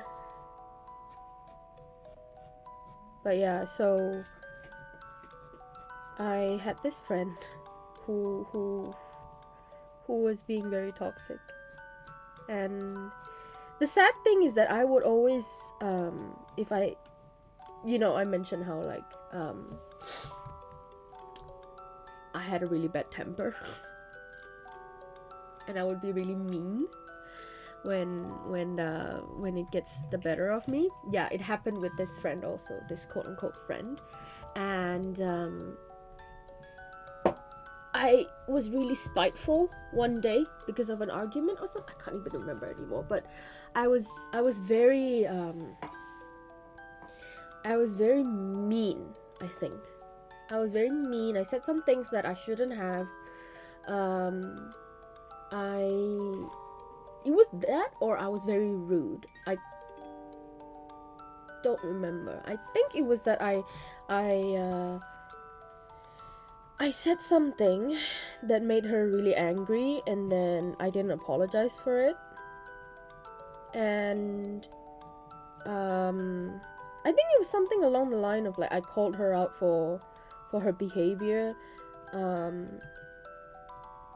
I can't remember. I think it was something uncalled for, but then also kind of like she didn't have to react that way. Kind of situation. Do you know what I mean? Like, I shouldn't have said something, but then she also shouldn't have reacted that way. I think. I can't remember. But then I was like so upset because I was like, why are you so angry at me? Why'd you unfriend me on Facebook? You can tell this was a long time ago when I'm mentioning Facebook. Yeah, so she's like, I was like so sad over it that I actually like constantly like begged her to come like become friends again. Like, it was like, oh, come back to me kind of thing, which is really stupid, honestly. If someone is willing to just throw away friendship just like that, then they're not really your friend. Just because you called them out on their behavior and they decided that you were being rude, and even after you apologized they refused, then you might want to let it go. But I didn't, and I kept on trying to kiss her ass and tried to become friends with her again, because she was my very first friend in that school, and I wanted to keep that friendship, and I was very like sad and lonely. I was very sad and lonely, and so I let her step all over me, and I found out that the psychopath was pitting me against another friend, like, because I don't know, I think she's like, I don't know if she's like I don't know if I think she's a sociopath, not a psychopath. She's a sociopath. And I'm not calling it because it's mean. It's like her behavior was very sociopathic. As in, she would say to me that, oh, B-chan said this about you, right? And then and because she knew me, right? She knew that I wouldn't confront B-chan because I'm not that kind of person. I don't like confrontation. So because I became very careful and very scared of what to say after the whole encounter with her, I started like just not saying anything, just keep quiet and like mind your own business, don't comment, don't do anything kind of thing. And basically she would say, oh, B-chan said this about you, and then I'll be like, oh, that's not very nice. And then after that she would go to B-chan and say, oh, Stella said this about you, and then she would be like, excuse me, how dare she, kind of thing, right? And then we would just be angry at each other and not talk to each other, and she's just eating popcorn on the side, just like enjoying her little demented show of like seeing two friends who were formerly close, and then because of something she said and something she did, we were no longer in speaking terms.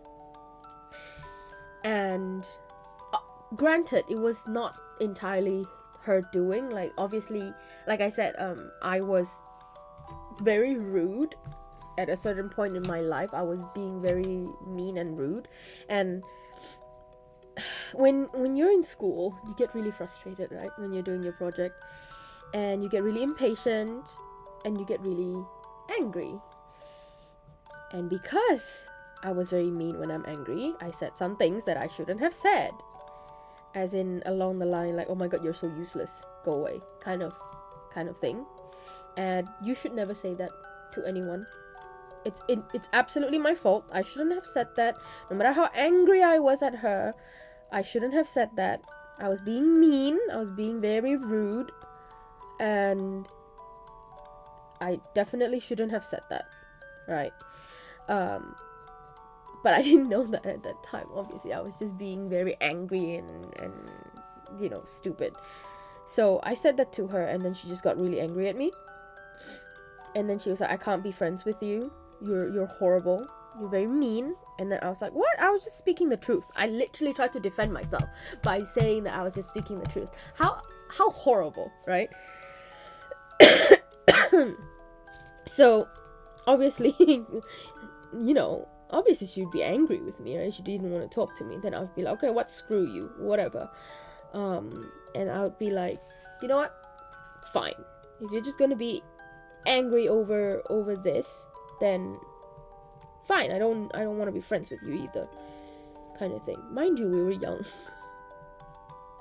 like not super young, but we were young, young and stupid, and obviously I'm not someone who let goes of friendships very easily, because I don't have many friends, right? Being an introvert makes it difficult to be friends with people.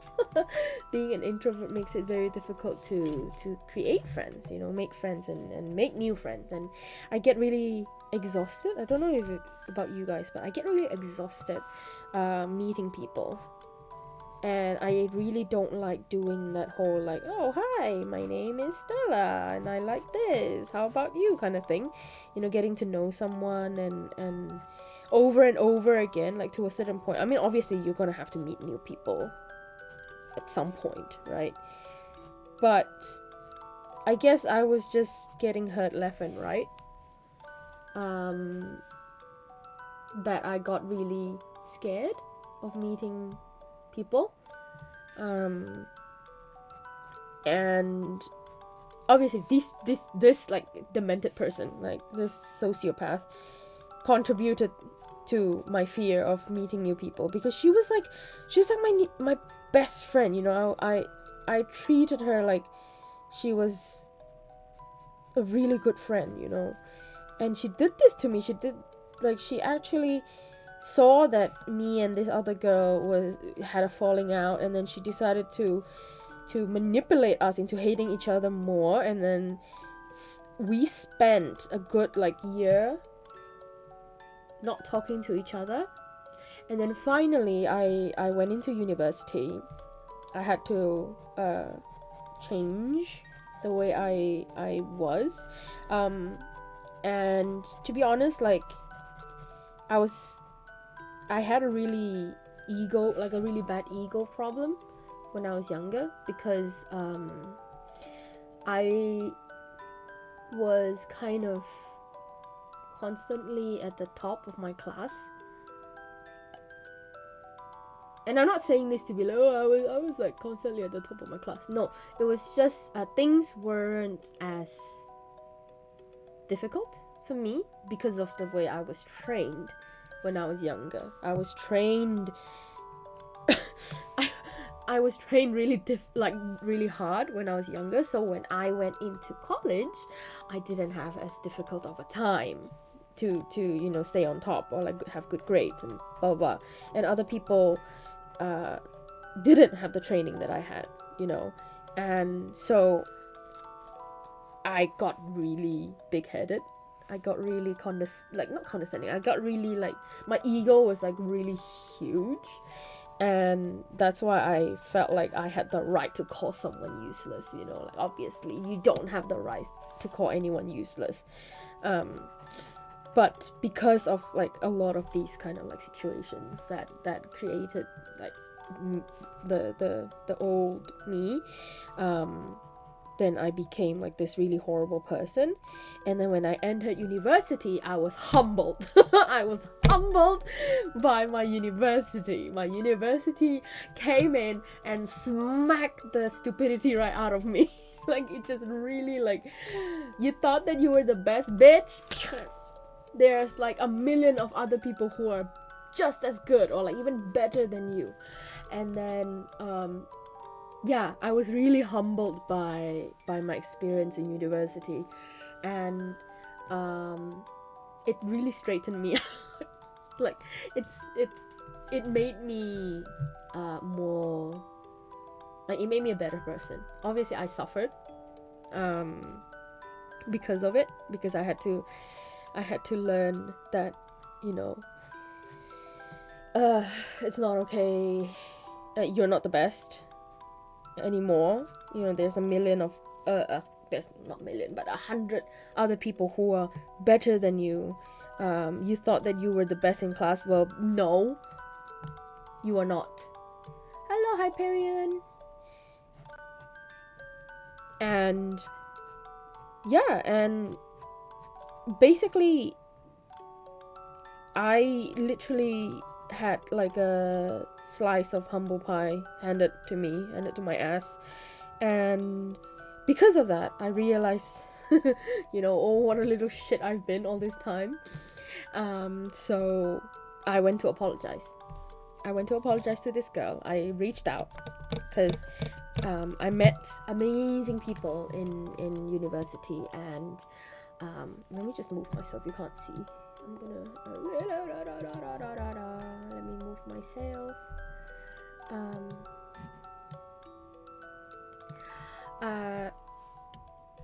I met really amazing people, and they you know, kind of reformed me. And they kind of taught me to be a better person and be more considerate, and so on and so forth. And then so I realized, like, oh my god, I really should apologize, and I really should reach out to this person, because it was really my fault, and I really shouldn't have said all that. So I did, and we found out because of this, we found out that we were being played. I told her, like, I'm so sorry for my behavior a few years ago. You know, it was really uncalled for. I was being really stupid and arrogant. And so I obviously said all of this, and she was like, wow, you really changed. Like, I don't even recognize you anymore. And I was like, yeah, well, you know, because I went into university, and I got really humbled by my experience there, and I realized, you know, I was being such a terrible friend to you, and so that's why I decided to reach out to you today. And then we got to talking, and then she said, you know what's funny, so and so actually said this about you. And I was just like, what? I was like, and then I told her, no, she said this about you. And then she's like, no, that's not what she said. She said this. And then we started like trading messages. And then we found out that bitch was playing us all along. She was just playing us. She was like, what do you call that? Like, yeah, she was just manipulating both of us to hating each other. I mean, obviously she was like, you know what, I mean, yeah, it was uncalled for, but I understand why you were angry, but I accept your apology. You know, it was really horrible for you to say all that. I understand, and I know that you understand that it was a really shitty thing to do. So we both like kind of like made up and all that. But holy shit, after that we started talking, we found out that we were actually being played by this girl, and then we were like, what the fuck? The funny thing is, after I had that talk with this B-chan, this other girl that was manipulating us ghosted me. She just stopped contacting me after that, because I think she realized, oh shit, they're going to talk to each other, they're going to like trade receipts, and they're going to find out. So she ghosted both of us, and she just disappeared from our lives.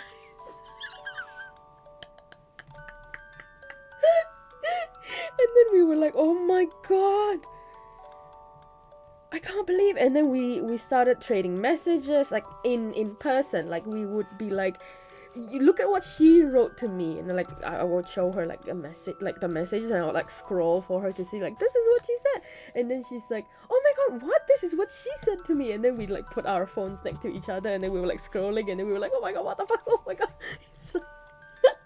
And then we did that, and then we met up with our other friends, and they were like, oh, so you guys are friends again? Because they had to kind of like tiptoe between us. They were like, oh, if Stella is there, then B-chan can't be there. If B-chan is there, then Stella can't be there, you know, kind of thing. So when we organized to meet up, they were like, oh, you guys made up, that's great. And then we were like, no, we made up, but look at what we found out. And then we started like showing the messages, and we were like scrolling and everything. And then they were like, oh my god, this person is a sociopath, what the fuck. And the worst thing is, she even like sent voice messages and was like telling me like, oh, be careful of B-chan, you know, she likes to twist things and blah blah blah. And then she was like listening to this voice message. She's like, are you talking about yourself? Kind of thing. was crazy. Insane, I'm telling you. How's your drawing going? Good, it's doing good. I'm almost done. Like I'm trying to fill the whole page.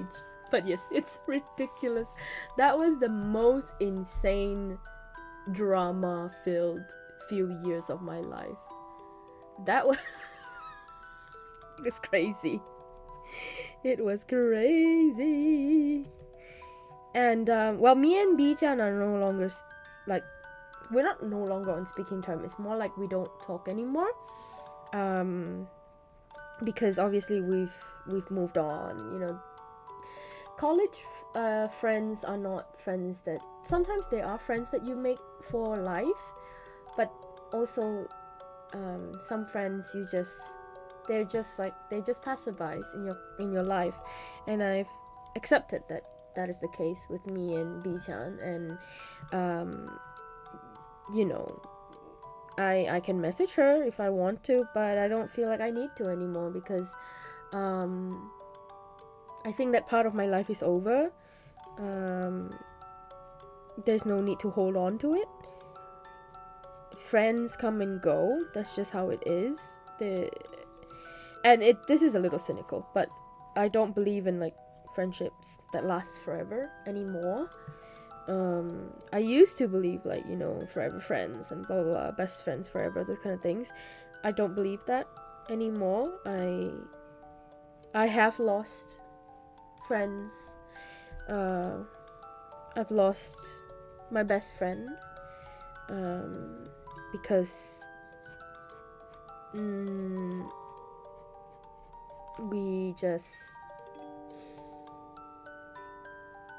we're just in different paths in our lives, and I guess our personalities change. You know, people change over time, and we were not compatible anymore, even though we were friends for like almost 8 years.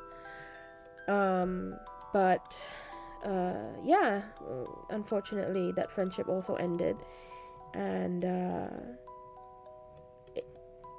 after that I've just been convinced that friendships don't last.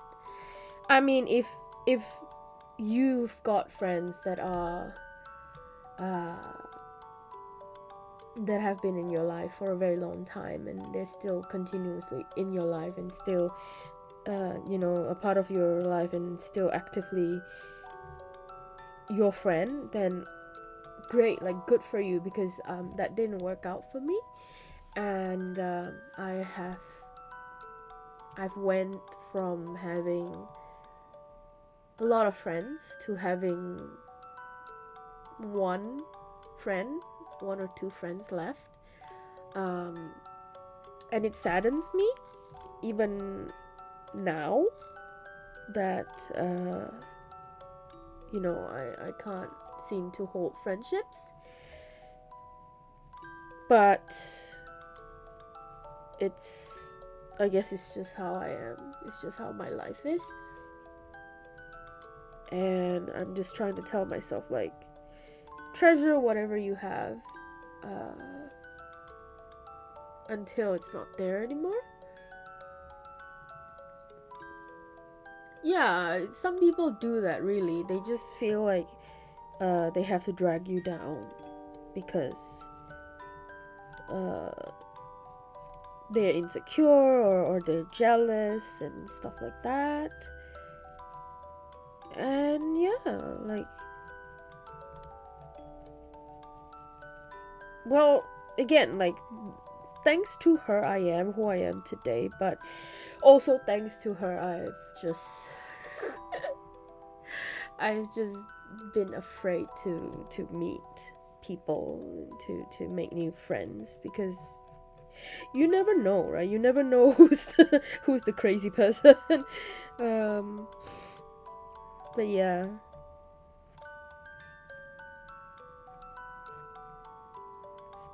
that person really did do a number on me too. I think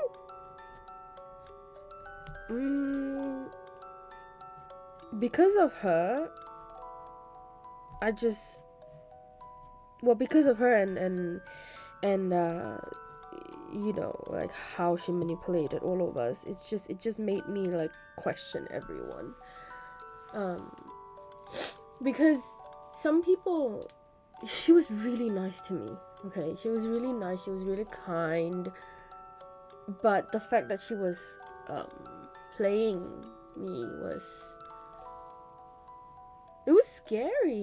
It was very scary that some people actually do that, you know. And the way things ended with her and with my other friends just, I think, scarred me for life.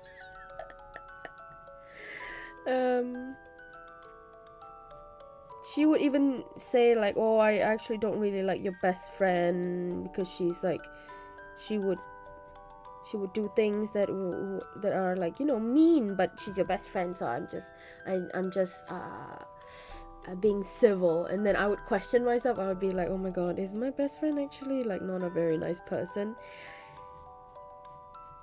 And the worst thing is that I found out later on, I realized later on that indeed she was right. My best friend was not the nicest person, but she was not as horrible as she made her out to be, you know. She was just no longer the right kind of friend for me. And then I had to let her go. It still hurts me until today. I think I need to learn how to let go of things easier, faster, because it's been a few years and I still haven't let it go yet, and I still feel sad about it. Life lessons from Stella. Grandma Stella. Yeah. Just thinking about it makes me sad already.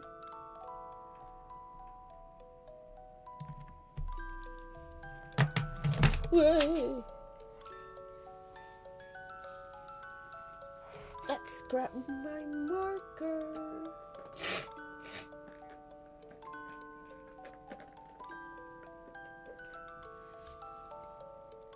Okay, let's see. Oh,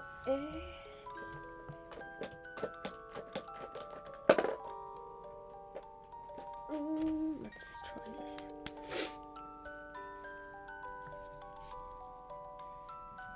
Hey, it doesn't melt. Good. So this is not ballpoint, right? This is like gel pen. It's good.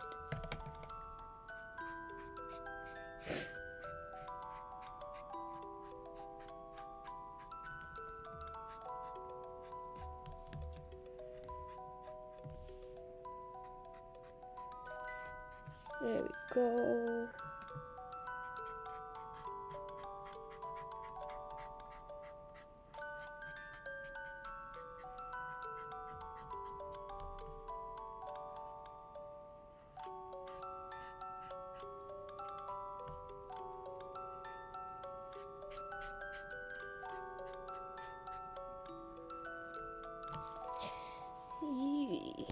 Okay.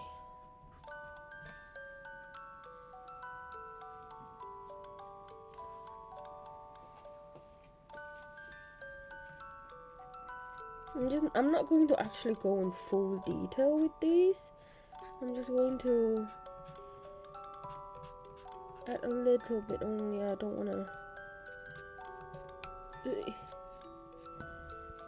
want to overdo it, because it's already a very busy picture. I think definitely just going to add accents of the color over here.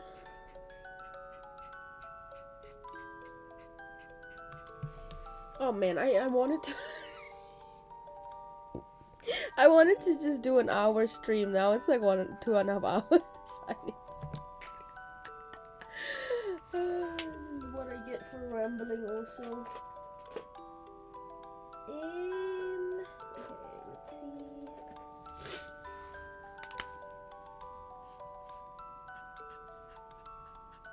I think maybe I'll just color the leaves and a little bit of the flowers.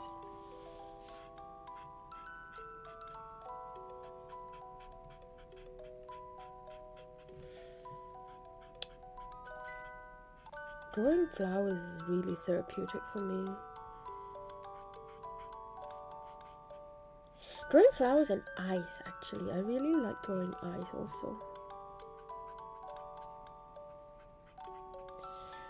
Eyes are like my favorite.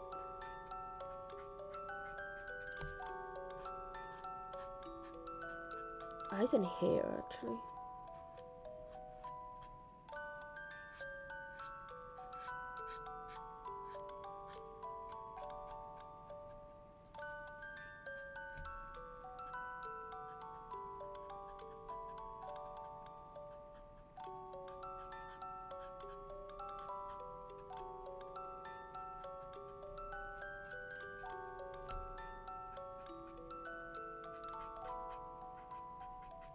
I'm getting lost in my own drawing.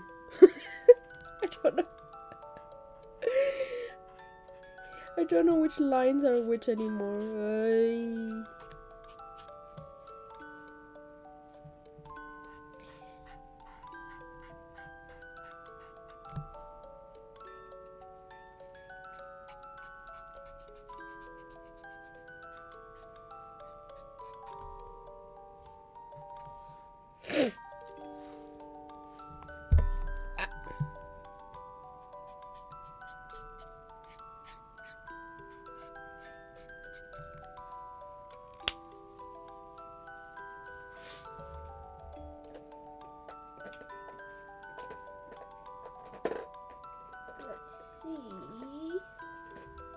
Do a more like a muted green.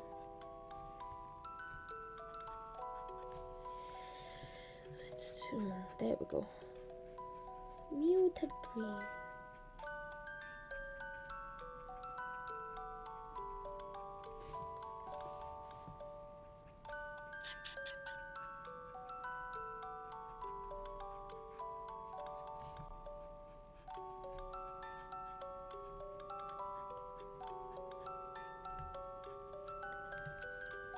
Oof.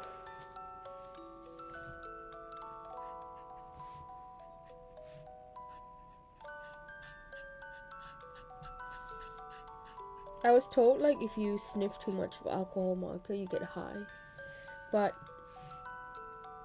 it's not true. I've sniffed it so much. It's either I've sniffed it so much that I don't get high anymore, or it's just a myth. I don't think you actually get high from sniffing alcohol markers. Do you?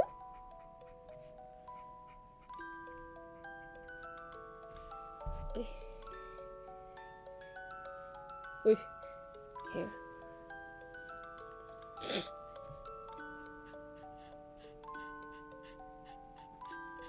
I do get a headache more like if I if I actually like sniff it, but if I'm just using it, I don't actually have any problem. I don't know why people say that they will get like a side effect.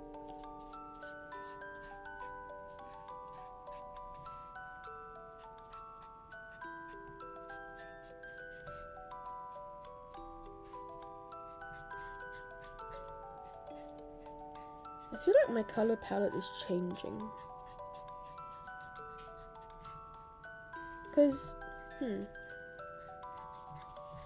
Because before I would usually go for more like a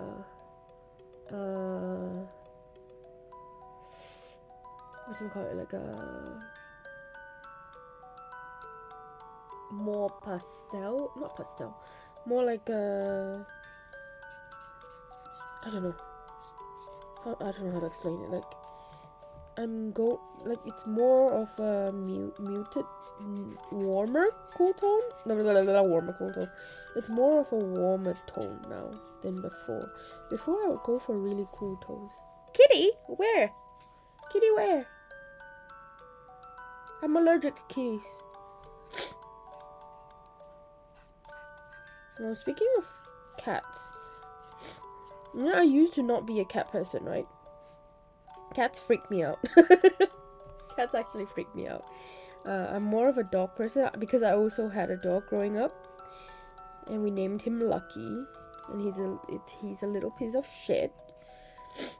But I found out that I'm allergic to kitties, like cats. I didn't know that I was allergic to cats because actually, when I was really, really, really, really young, we had like stray cats around us. Not stray cats, actually. My helper kept her own cats, and we had two growing up. One scratched me when I was younger, so I got scared of them. But I was around cats all the time when I was young.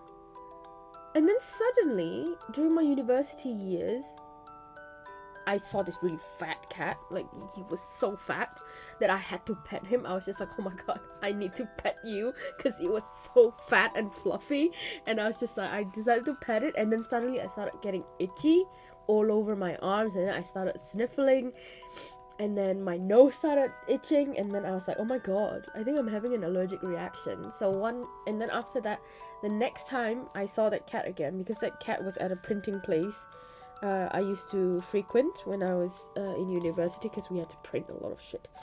So whenever the next time I visit, I decided to test it out, and I decided to pet the cat and immediately wash my hands, and nothing happened. And then I went to pet the cat again, and then I didn't wash my hands, and then I started itching all over, and I was just like, oh my god, I'm allergic. I didn't know, because I never had that problem before. And then I searched up, turns out you actually can develop cat allergy as you grow up. And I was just like, what? Just when I started liking them again, my body decided to say, no. No. You are not going to like them because you're going to be allergic. And then my friend has this cutest cat that is so cute. He's more like a dog, honestly. He loves playing. He loves getting his butt smacked. I always smack his butt. I like smacking, like pat, pat, pat, pat, pat, pat, pat, pat, like that. And then he would just like meow, meow, meow. He would like talk back whenever I pet his back, and then he would like shake his butt. And then and he's so cute. But every single time I pet him, I have to quickly wash my hand, because if I don't, I will start itching all over, and then a rash will start developing.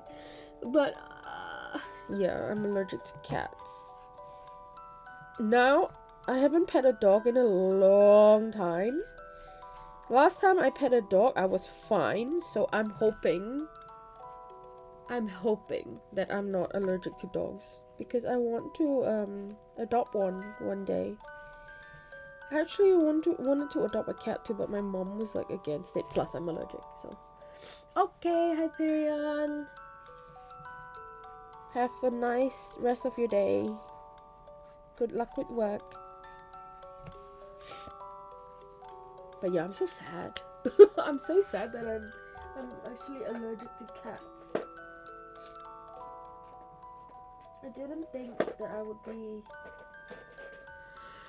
allergic. I actually developed a lot of allergies growing, like as I grow older. Is it just old age? Is it just because I'm a grandma? Maybe, right? Grandma Stella can't handle her animals. Well, I'm not allergic to birds though, which is a good thing. That's birds I'm not allergic to, I think, because a friend of mine has like birds, lovebirds, like tiny lovebirds, and she calls them Chili and Pepper because their beak look like chili peppers. So she called one Chili and she called one Pepper. And they're the cutest little shits ever. And I used to play with them a lot when I helped out at her store. But yeah, I think I'm not allergic to birds. I'm allergic to cats for sure, which makes me sad.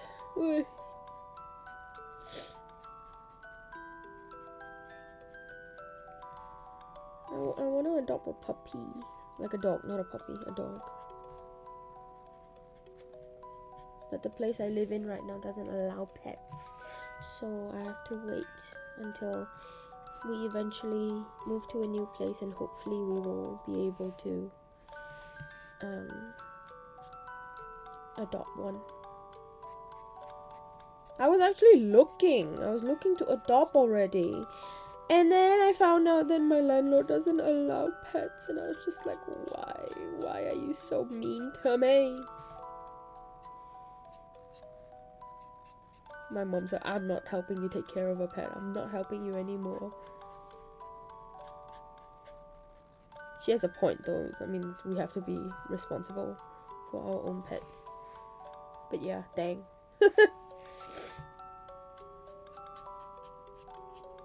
I'm definitely more of a puppy person. But I do like to, you know, interact with cats. They're funny. I used to watch this video of what's his name? Jackson Galaxy, the cat whisperer, and because of him I understood cats way better than I did, and he actually explained it really well why cats behave a certain way, and oh my god, it made so much sense, right? So I started liking cats after that. But again, I'm allergic. It's too bad. I mean, is there a way to get around it? I don't know. But is there a way to get around like cat allergies? Besides taking meds, obviously. Because it's not feasible to you know, have a pet that you're allergic to. It's not good for you, it's not good for the pet either.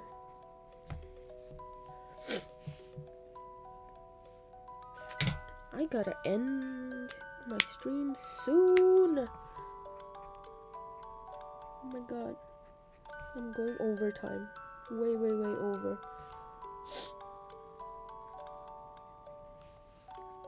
This was supposed to be like a really chill drawing, but then it ended up being like a full-blown, full-page drawing. It was supposed to be like something simpler. Why?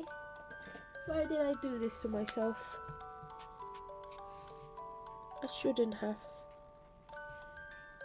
I haven't even started coloring the flowers. God.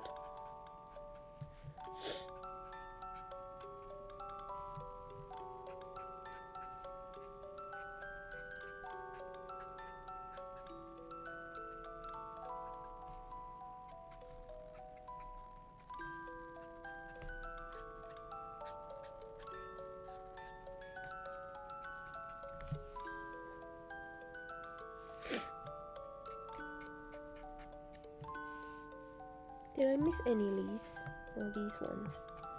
These ones here.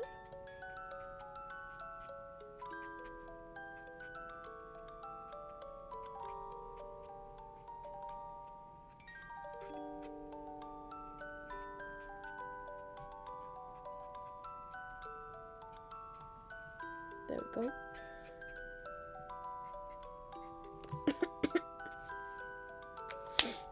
Okay.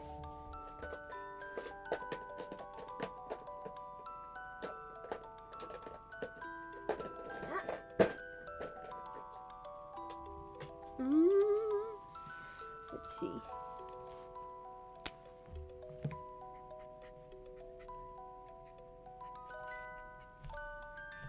Here we go. Make this one a bit darker, and then we can move on to the flowers.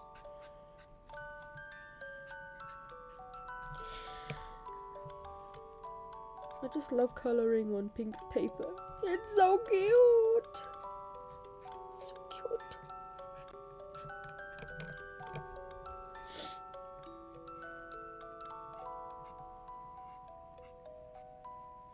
You know, I actually have this, like, I have had these markers with me for years. Like, years. Years and years. Like, the Copics I've had for almost 8 years now. And I mean, honestly, it's expensive for a reason. It lasts you a long time. Like, the fact that they still have the ink inside and haven't dried out, it's amazing. Because, right, I'm someone who doesn't mind using like different materials for my art. You know, it can be cheap, it can be expensive, it doesn't matter to me as long as it's making art. It's helping me make my art. Sometimes I do feel like the prices are not justified. Sometimes I do feel like the prices are justified. For example, like Copics, they're very expensive. They're stupid expensive. And and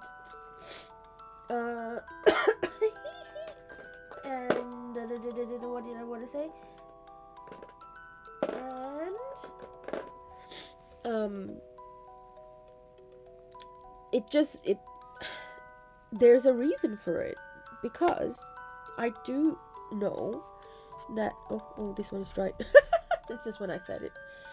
This one is dry. I need to refill this. Yep. 81 is dry. Okay. Let's go for 83 then. Sometimes the stuff that you buy, it's just expensive for the brand only, right?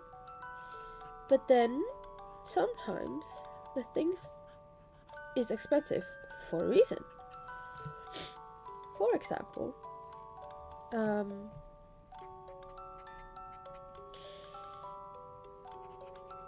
Copics, for example, they're bloody expensive. Like, it's like $5 for one of these. That's expensive for a marker. But it has lasted me for a very long time. It's been with me for, like I said, 8 years. So the fact that they still work perfectly, most of them at least, is a testament to the quality. You know, I don't mind using cheaper ones. It's just that, I mean, obviously once you use cheaper stuff, it's not going to perform as well as you expect it to. And there are moments where you would want to spend more money for a certain materials. If you're not a professional, then you don't need to spend that money. Unless you want, you know, your work to look amazing, like high quality.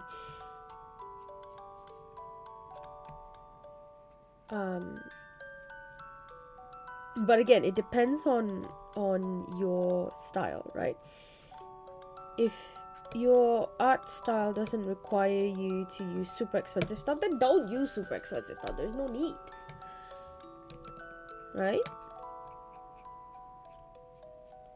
I mean, even I've stopped purchasing Copics. I have a lot, like an unhealthy amount of Copics. I actually have like 200 different colors. You don't need 200 different colors, to be honest. There's no need to buy the entire set, like an entire set of 72. Like they have, I think, A, B, C, D. You don't have to buy all 4 sets because you're never going to use all of them. For me, I can tell for sure that I have over purchased.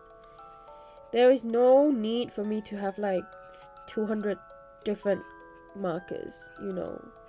I realized it later on that, you know, it was my skill that was lacking. It was not the color's fault. It was me. I was the problem. As most cases are, I am the problem. So I stopped buying Copics. I also realized that Copics weren't it wasn't absolutely necessary for me. As in, like, the colors that they have actually doesn't work for me. So, Copic, if you don't know already, Copic colors are very warm tone.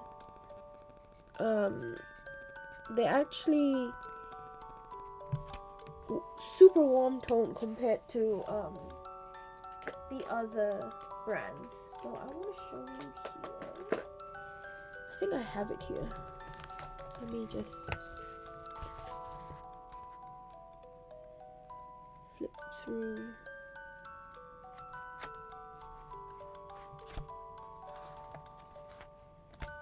Eh? Where is it? I had like a whole swatch page, I remember.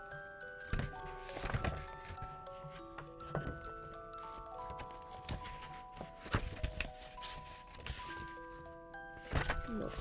Where is it? Hang on. Ah! So, like these ones are Copic, right? These are these are warm tones.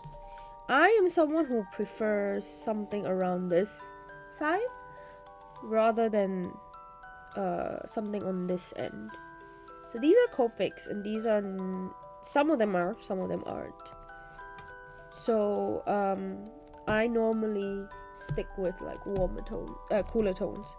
And I noticed, like, even now, even though my color palette is changing to cooler tones, like for example, look at this. These are so warm tone compared to my I don't have them here. So these are so warm compared to the ones just now. Okay.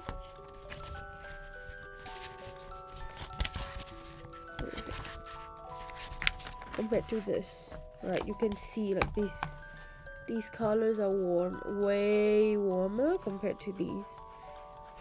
So I actually prefer this over that. Like those colors, I don't really like them. So I ended up purchasing other brands. So for example, the other brands that I also use is this one. Fine Color. Fine Color is one of the brands that I also use. They're cheaper, slightly cheaper, and cooler tone. So let me show you.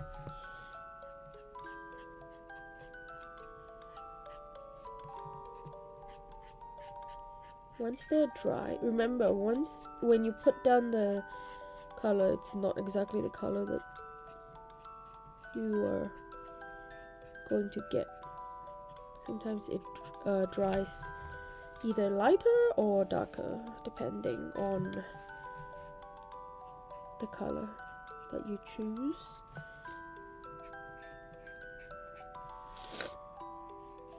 And the paper also. I noticed that if they're on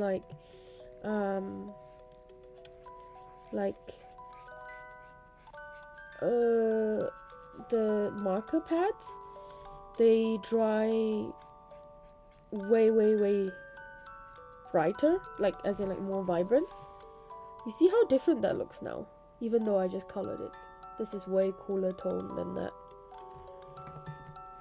So that's why you always have to wait for it to dry first, then you will see the color change. You see how much warmer, like cooler the colors are compared to the Copics. I prefer this. I prefer this over like Copic colors. But the only thing is that they don't have refills, which is fine. I literally never run out. Barely.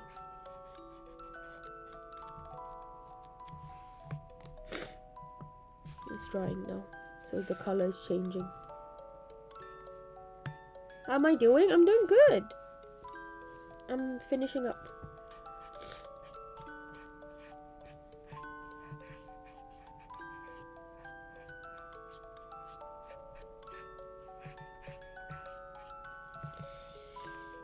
Woohoo! Okay. Another brand that I use is also this one. Kure Color by Zig. This is also good. It's just that they don't have a brush tip, so you have to use either the white one or the small one, which is fine. I'm not going to color all. I think I'm just going to color a few.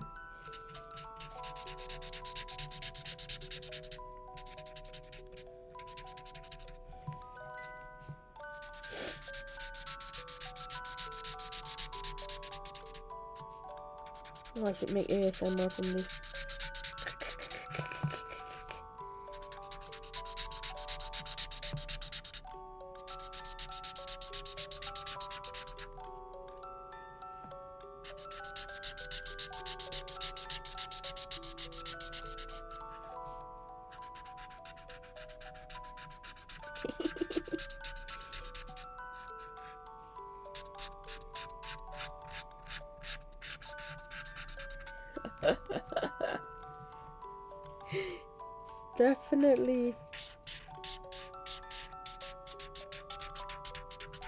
Definitely fun.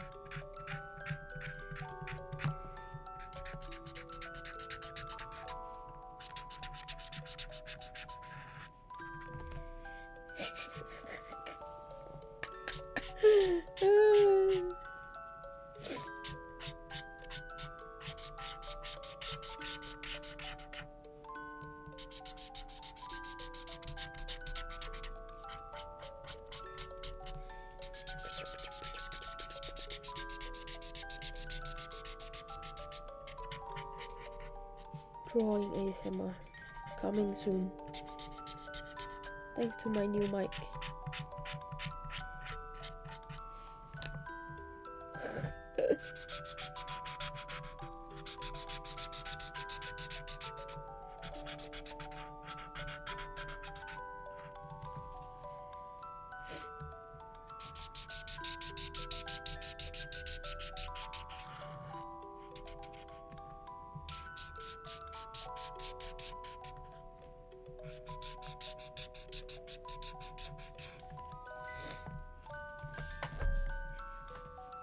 Almost done.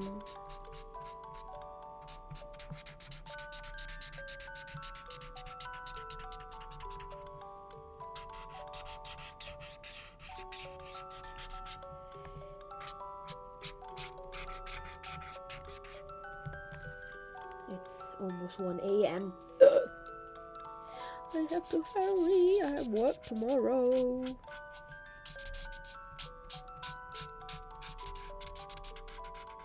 I'm a night owl, so I normally sleep really late anyways.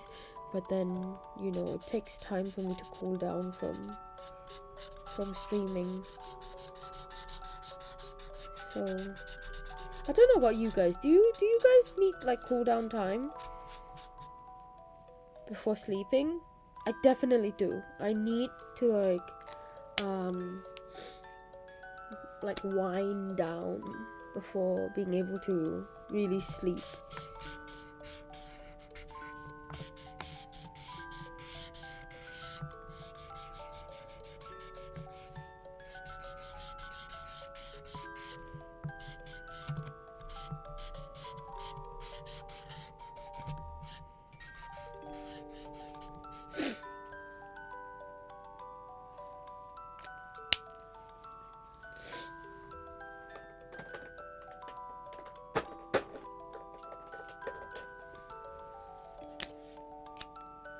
Whoosh.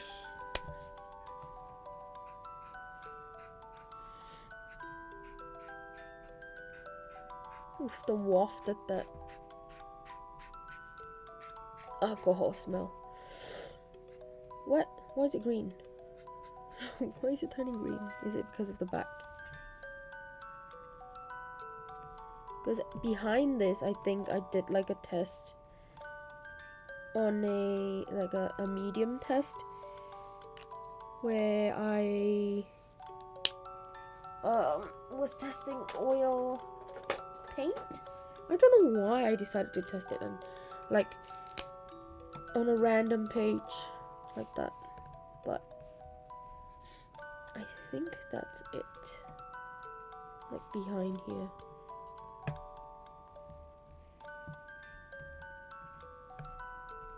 Tap tap.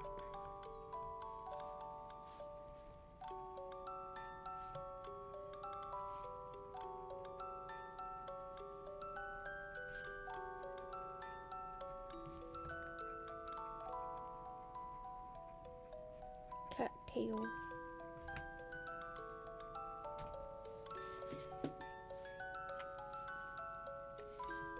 A little bit over here.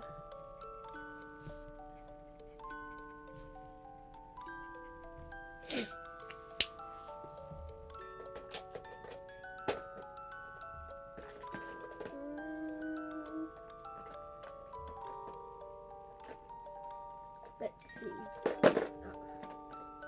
This brand, Chart Pack, is so stinky. It's like super stinky. But it's really interesting because, right, it's a really wide tip, but then you can also use the pointy tip to like do the details. Oh my god, it's so stinky. My nose.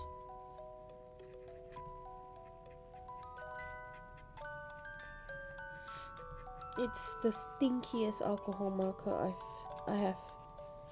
Super stinky. It smells like It smells like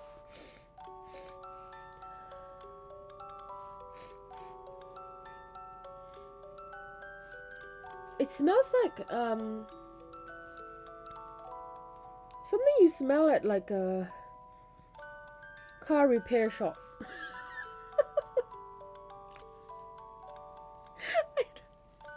I don't think yeah, it smells like something you'd smell at the car repair shop. Oh, it's so stinky.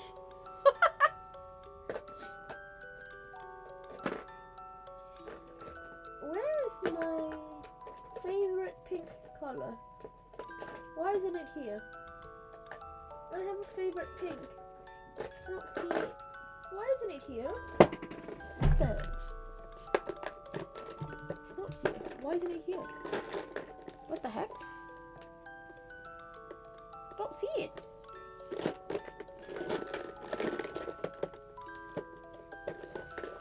Right? Oh, it's because it's here. Stupid. Why is it out here? That's my favorite pink.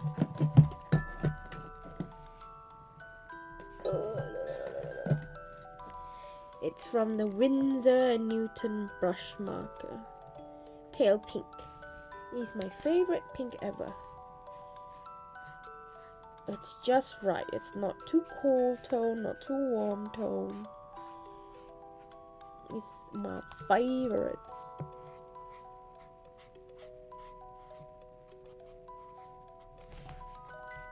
I love it.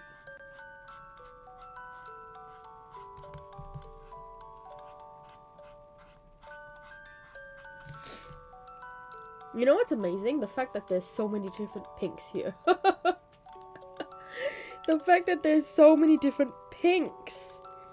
You can see here. Proof that so many colors exist in this world. This portrait pink is also nice. It's a pigment marker, so it's a different kind of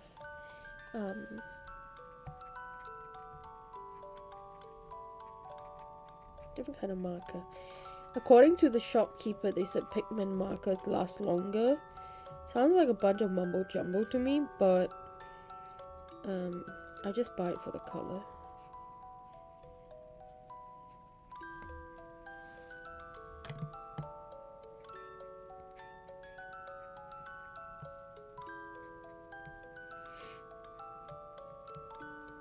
Fake supremacy.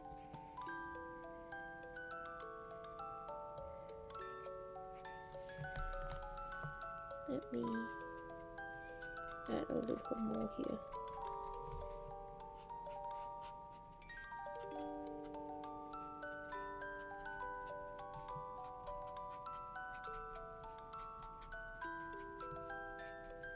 The one good thing about alcohol marker is that it doesn't tear the paper. You know, it bleeds, so it bleeds to the next page. However, the good thing is that it doesn't destroy the paper, so you can layer as many times as you want and you still won't destroy the paper. It's great. It's great.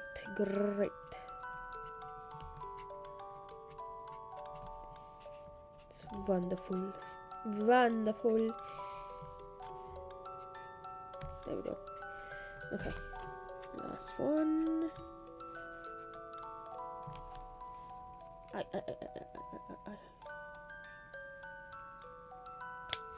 Okay.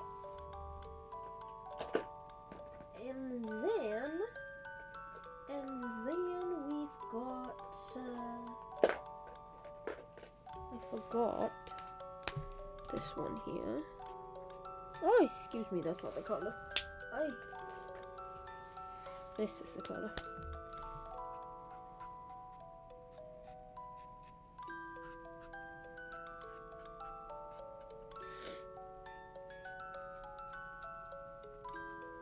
Oi! I colored the wrong spot. Oh well. I colored the wrong spot. Oh well, it's okay.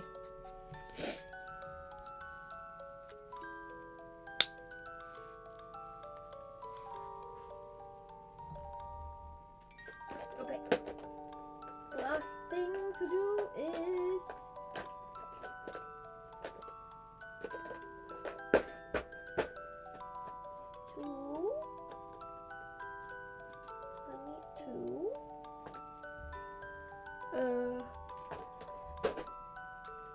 add a little color on these ones up here, just a little bit.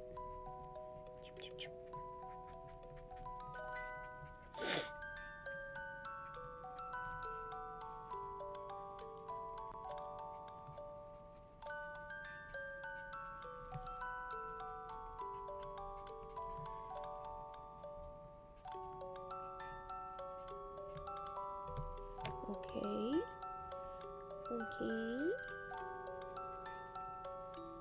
Just a little bit. Oh my god, it's leaking. Oh my god, it's leaking.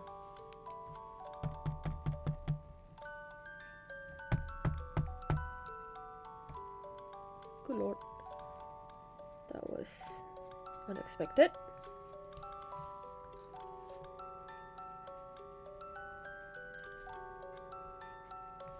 It has definitely happened to me before. Leaking on the... because I put it like on one side, so it probably got too saturated on one end. Okay.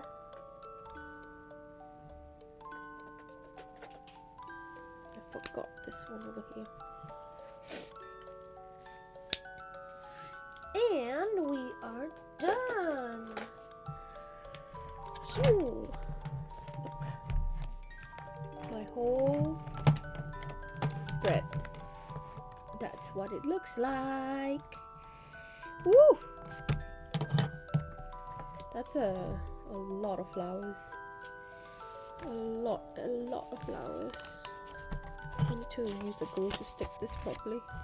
But yes. See, that's the test I did with the focus. There we go. Oil painting, but it's actually water oil painting, so it's very interesting. Maybe I'll do this page with this water oil painting. That doesn't even sound right. Water oil painting.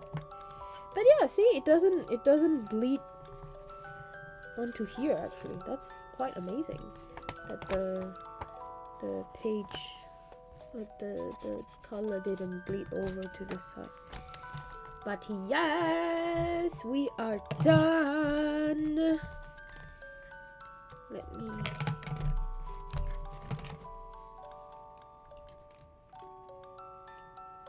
like that. Is it easier to see? I think you guys can see it clearly anyways, right? Yeah. So that is it for today. We have drawn so many flowers today. I hope you guys enjoyed my rambling and my sketching sounds and my stories. So I will see you guys on Friday, 10 p.m. My schedule is out on my Twitter, so you guys can check that out. We will be drawing, we'll be creating my logo actually. So yeah, that's going to be fun. I might need to change the time though. It might have to be, instead of being 10 o'clock, it might have to be 10:30, because I just realized someone that I followed, a VTuber that I follow, is debuting at 10 also, so I want to drop by and show my support. So maybe I'm going to push the stream back to 10:30 instead. So I hope that's okay. Until then, I will see you guys next time. Thanks for coming, everybody. Hope you guys enjoy it. Bye bye.